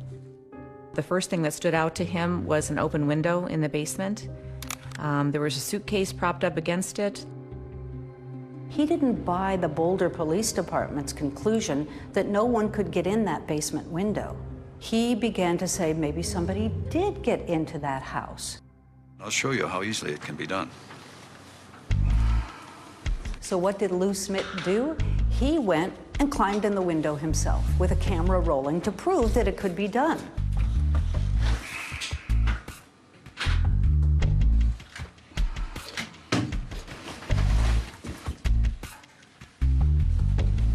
It really wasn't that difficult coming in that window. But some say that the idea of somebody going in the window is complicated by something else that's spotted in the images of the crime scene. When you go to a photograph of the actual window, there are cobwebs in the window, which could support that no one did go through this window. The big question is, could you have gotten through this window, this small window, without disturbing this cobweb? I think the answer to that is maybe. But the other important point is, how soon was this picture taken after JonBenét was killed? Because spiders can replicate webs very fast.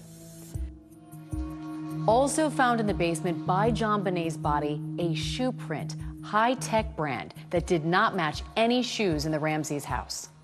And then there's the high-tech footprint as well. Then there's the high-tech footprint found next to JonBenét that I think the investigators believe, and maybe rightly so, that that's the bad guy's footprint. Some argue the footprint could have been inadvertently left by police officers there at the scene. But another factor in Lou Smit's investigation, two strange marks on JonBenét's face and back. The marks themselves, both on the back and on the face, were the same distance apart. Suddenly a little light went on, and it was just like, wait a minute, it was a stun gun. Smit looked at other murders where a stun gun was known to have been used. He examined images of a crime victim who had a known stun gun injury. And the marks are very similar to the face of JonBenét. He also looked into an experiment performed using stun guns on pigs. These marks were also the same as the marks found on JonBenét. When we did the pigs, we get perfect marks, just almost like on the back of JonBenét. This brings back our grandpa's whole motto that things are usually what they seem. Don't make it complicated. There's no reason at all for the Ramseys to use a stun gun. And the Ramseys don't have a stun gun. If it's not a stun gun, what is it? That's the question I always ask. You tell me what it is. So everybody sort of poo-pooed and ridiculed the intruder theory until Lou Smit started to stand up and point out things that everybody else, from the Boulder PD to the general public at large, had overlooked or dismissed. He said, wait a second, we need to look at this again. It actually is possible. It actually is plausible. And in his view of it, it's actually the most likely thing that happened. The police and the district attorney are at odds. The DA is looking at the intruder theory. The police focused on the parents, but both want to get the Ramseys to come in for a formal videotaped interrogation. Go back to the damn drawing board. I didn't do it. Lou Smit thought that the Ramseys were being targeted unfairly. I thought there was something drastically wrong. I had seen evidence of an intruder.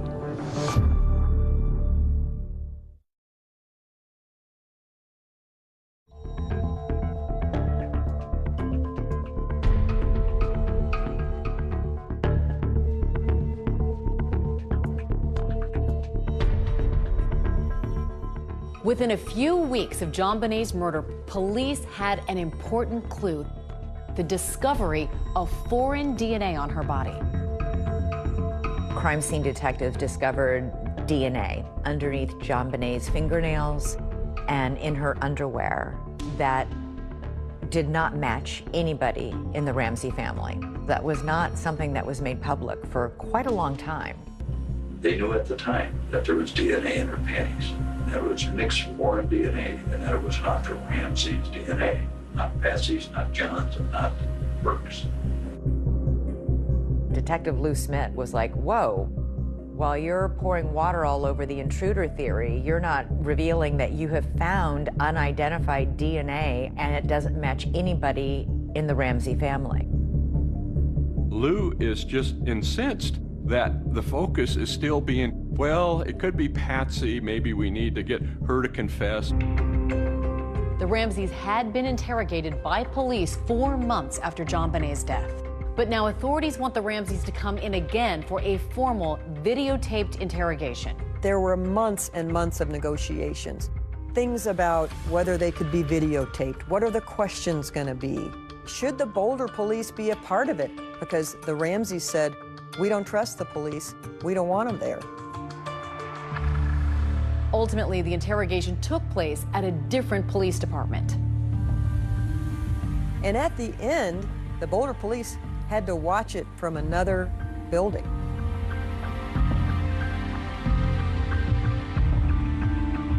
The Ramseys finally sit down with the police for a videotaped interrogation in June 1998, a year and a half after JonBenét's murder.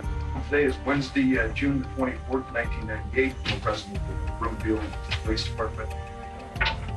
Tricia Ramsey. Tom Haney, who was one of the most respected homicide detectives out of Denver, was chosen to interview Patsy Ramsey. Patsy Ramsey had a year and a half to prepare.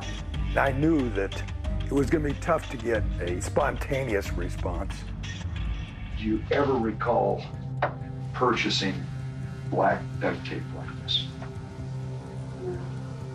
It seems like there can't be a house in the world that doesn't have duct tape because it repairs everything. Well, I never liked it because it's so gooey. Isn't it gooey? He started out softly and kindly and curious, and then he got pointed with his questions, and that made Patsy angry. If I told you right now that we have, in the process of being examined, trace evidence that appears to link you to the death of JonBenet, what would you tell me? That's totally impossible. Go retest.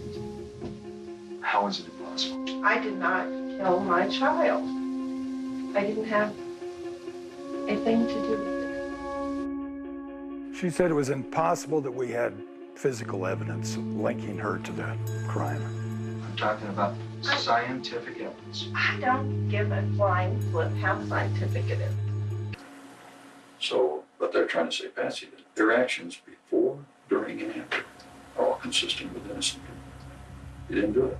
My dad started getting frustrated as time went on because he felt that the case against the Ramseys was being slanted where no other evidence was coming in.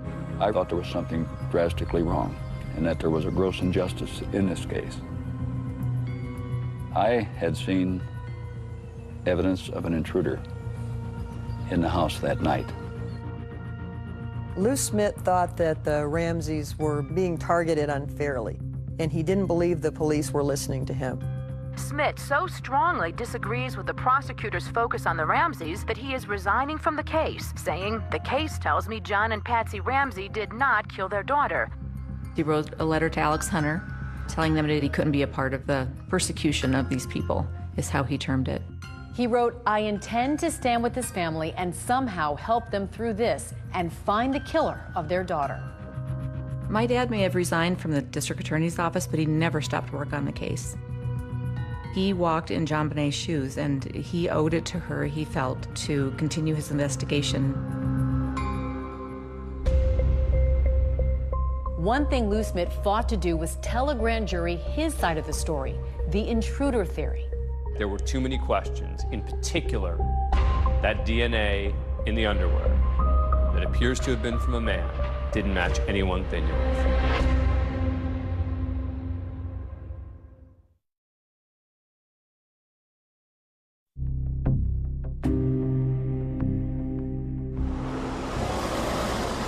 Grand jurors arrived at the Boulder County Justice Center this morning and were escorted into the courthouse by sheriff's deputies.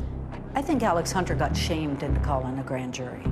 I mean, he didn't do it until September 1998, almost 2 years later. And I think the media pressure and the pressure from the police department forced him to do it. Good morning, Counsel. And remember, this is after O.J. Simpson, where most people think the evidence of Simpson's guilt was insurmountable. We, the jury, in the above entitled action, find the defendant, Orenthal James Simpson, not guilty of the crime of murder. And yet, he walked. Alex remembered that. He told me one time, I don't want to spend 2 years of my life and $5 million of the taxpayers' money and lose in court. Alex Hunter sent a grand jury for 13 months. Are you surprised by anything you've seen? No. Over 13 months, those people heard over 100 witnesses. My name is Jonathan Webb. I was a grand juror on the JonBenét Ramsey case. It bothers me that the murder of a little girl like this has gone on unsolved for essentially a quarter century. Members of the Boulder grand jury looked very much like detectives themselves as they finally toured the Ramsey house. From a crime scene perspective, it was very disturbing how she was found. She's on a concrete floor, a garrote around her neck, and she's 6 years old. That's pretty horrible. Webb told us that the grand jury spent most of their time focused on two main issues. First, who wrote that ransom note? We heard from 3 handwriting experts, and even though the handwriting experts couldn't definitively say that she wrote it, they all 3 came to the same conclusion that it could have been Patsy Ramsey.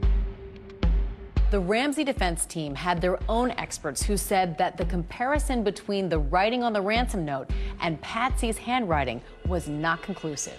We asked an expert to weigh in on the case.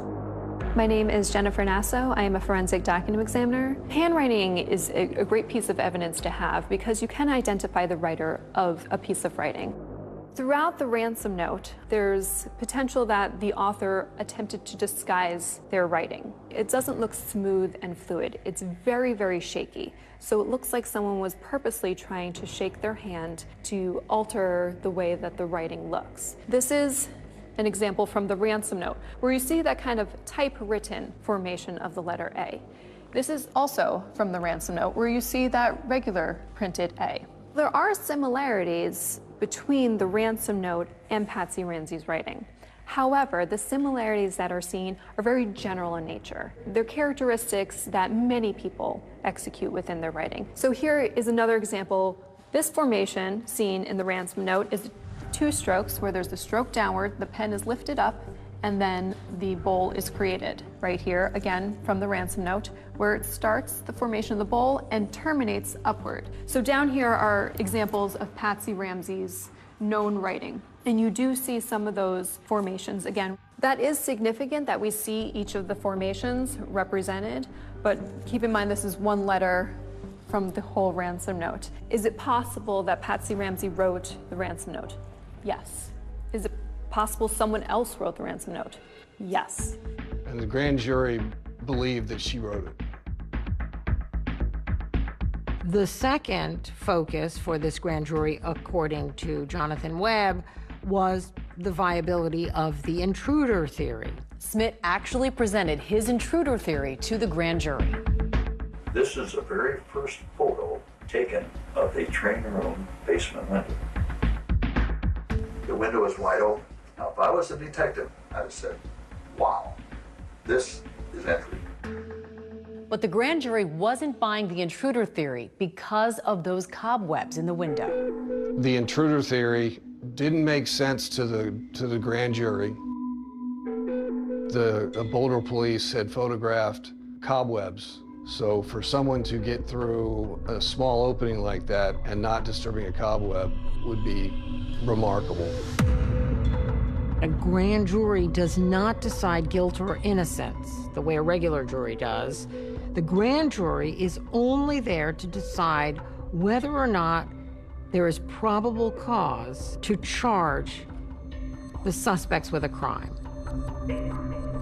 We were troubled by, to what level of confidence do we need to have to vote to indict? And it's the preponderance of the evidence. which means greater than 50%. And soon after that, we voted to indict. Both Patsy and John are accused of permitting a child to be unreasonably placed in a situation which posed a threat of injury to the child's life or health, which resulted in the death of JonBenet Ramsey. And then in the other one, did unlawfully, knowingly, and feloniously render assistance to a person with intent to hinder the apprehension of the person. These two things together make it clear that the grand jury couldn't point the finger at one or the other, but that they were convinced that it was one of the two of them and that the other one helped.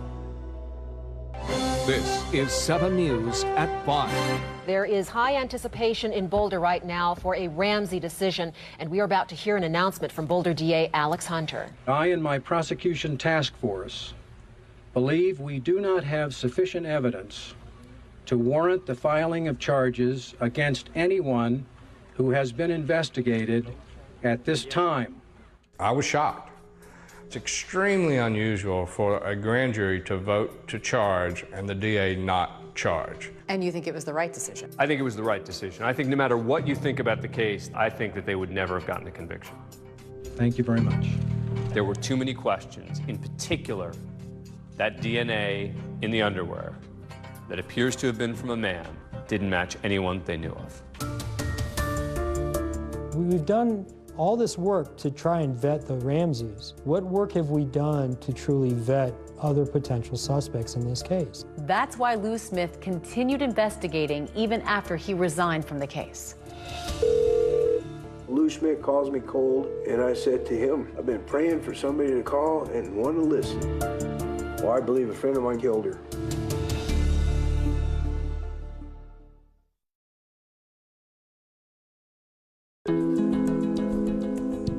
But I think what turned this whole case has always been DNA.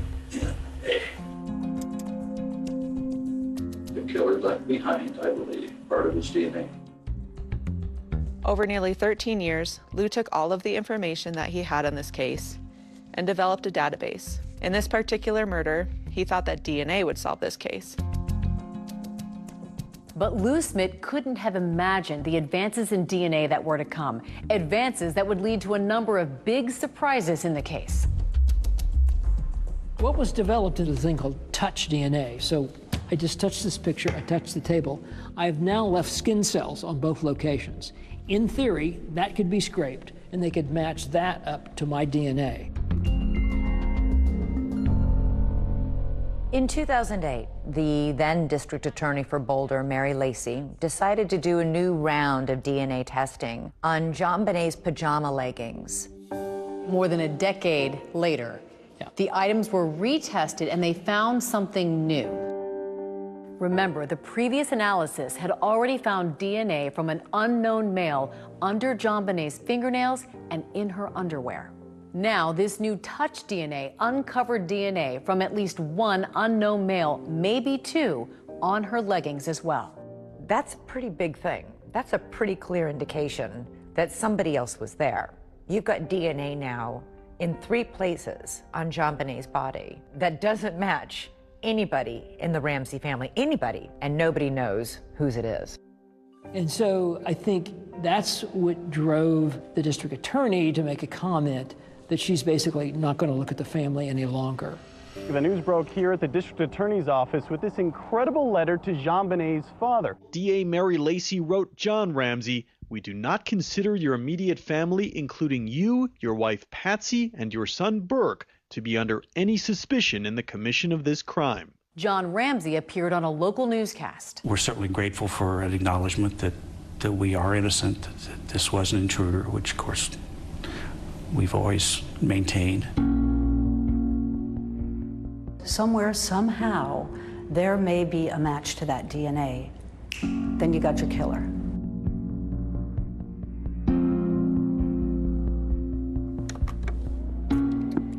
Our killer, JonBenet, how many victims has he had in the past? And how many victims is he going to have in the future? And so this killer could still be murdering even today. Lou Smith spent years organizing and investigating the evidence in the JonBenet Ramsey murder case, but eventually he ran out of time. When he got sick with cancer, he knew that his time was limited. And so during that time, he just talked to others about not letting this case die. He had people coming every single day, 60 to 70, 80 people a day, coming to see him. And they said their goodbyes. And during that time, he would still talk about the case. I remember about the last 3 days, he had slipped into a coma, and the conversations would become one way, you know, and I don't know if he could hear me or not.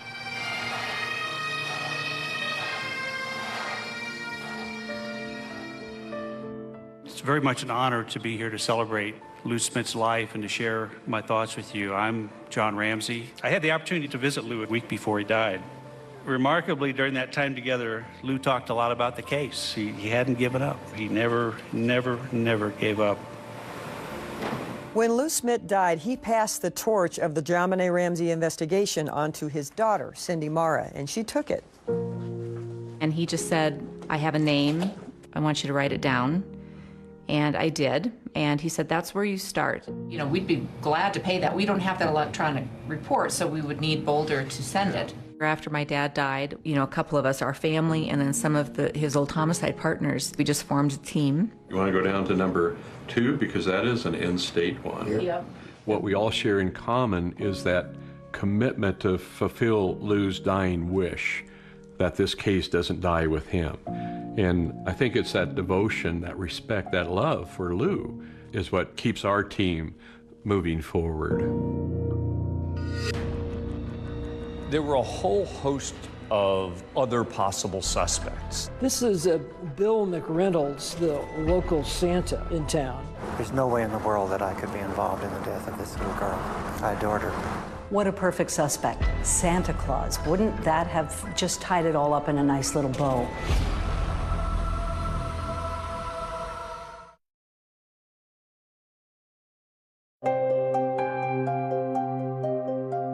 Grandpa stated that if you can't show me a motive, show me evidence of bad character.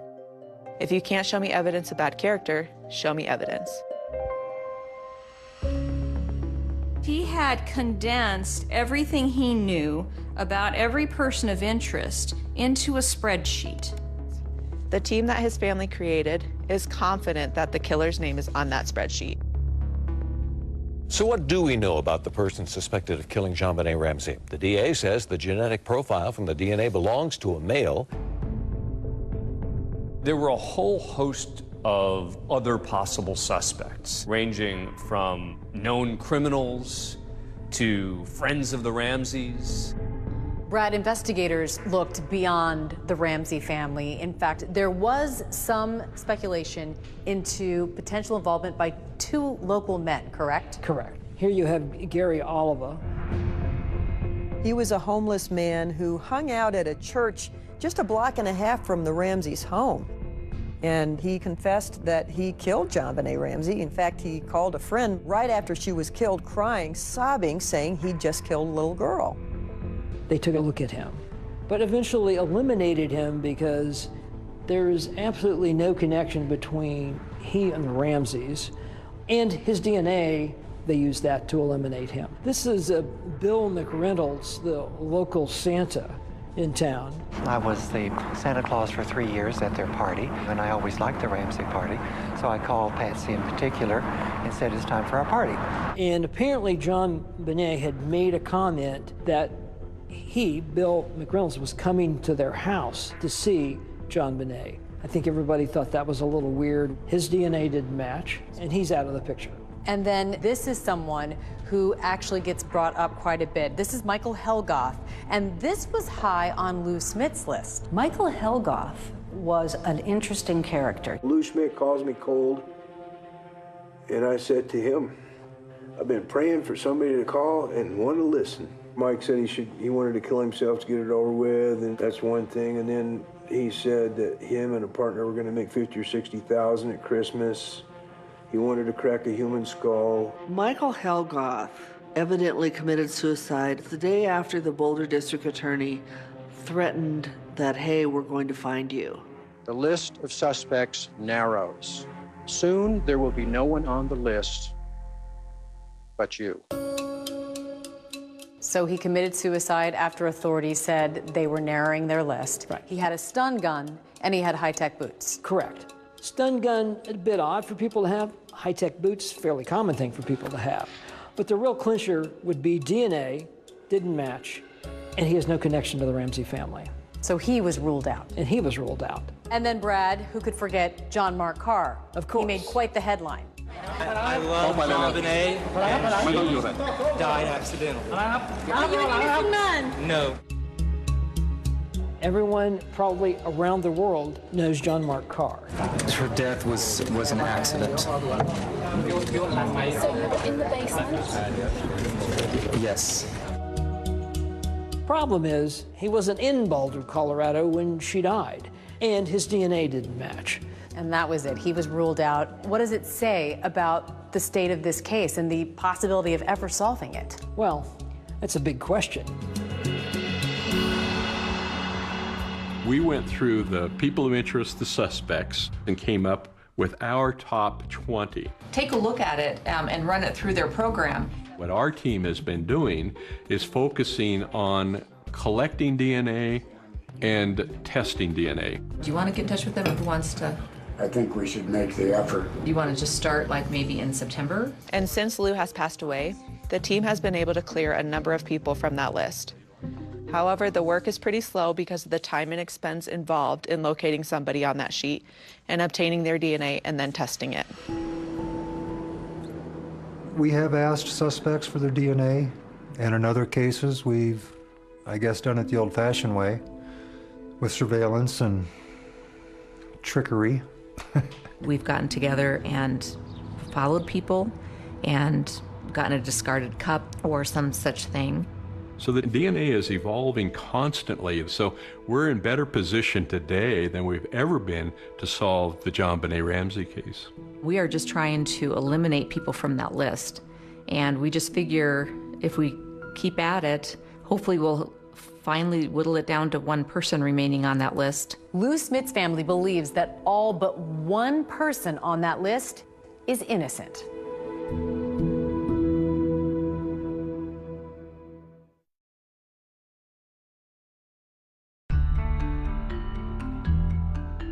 Who murdered JonBenét Ramsey? Will the case ever be prosecuted? Is it still just as mysterious today as it was in 1996? Absolutely. I think it's even more mysterious now to some degree because people have moved away from John and Patsy Ramsey as possible suspects. And so then you're sort of faced with this question of who the heck was in that house? How'd they get in? Why'd they target her? And to some degree, that makes it even more fascinating. There was a person seen going across the lawn of the Ramsey house the night of the murder. Was that our killer trying to get into the house? In September, we met with the Boulder DA's office and PD. And what we presented was a confidential list of our top 20 people of interest and the list of the 8 people of interest that our team had eliminated through DNA analysis. We just don't feel at this point that they are actively investigating this case. The Boulder Police Department says the Ramsey case is an active, ongoing investigation, but they have never publicly commented on the handling of the case. This team isn't going to give up. There's a third generation. My daughters and others that will continue on with this case when we end up being too old to do it. But we're not going to stop investigating. We're just not going to do it. This case boils down to intruder or Ramsey. And if the Ramseys didn't do it, then it's an intruder. And if it's an intruder, the intruder is still out there. The case took its toll on the whole Ramsey family emotionally and financially over the years. John Ramsey would lose his job and spend millions on private investigators, lawyers, and security. There are still people today, John, 22 years later, who believe you or Patsy or Burke had something to do with the murder of JonBenét. I know that. And how could they have believed otherwise? Because that's what they were told. You know, even if we have a conviction, confession, and this person's in prison, there's going to be 5–10% of the population that still thinks we're guilty. My dad certainly suffered a tremendous amount, but I think he's focused on life today and enjoying life with his family and grandkids, and he's remarried. Patsy died from cancer in 2006. She's buried in Marietta, Georgia, next to JonBenét. In my mind, she's still my 6-year-old little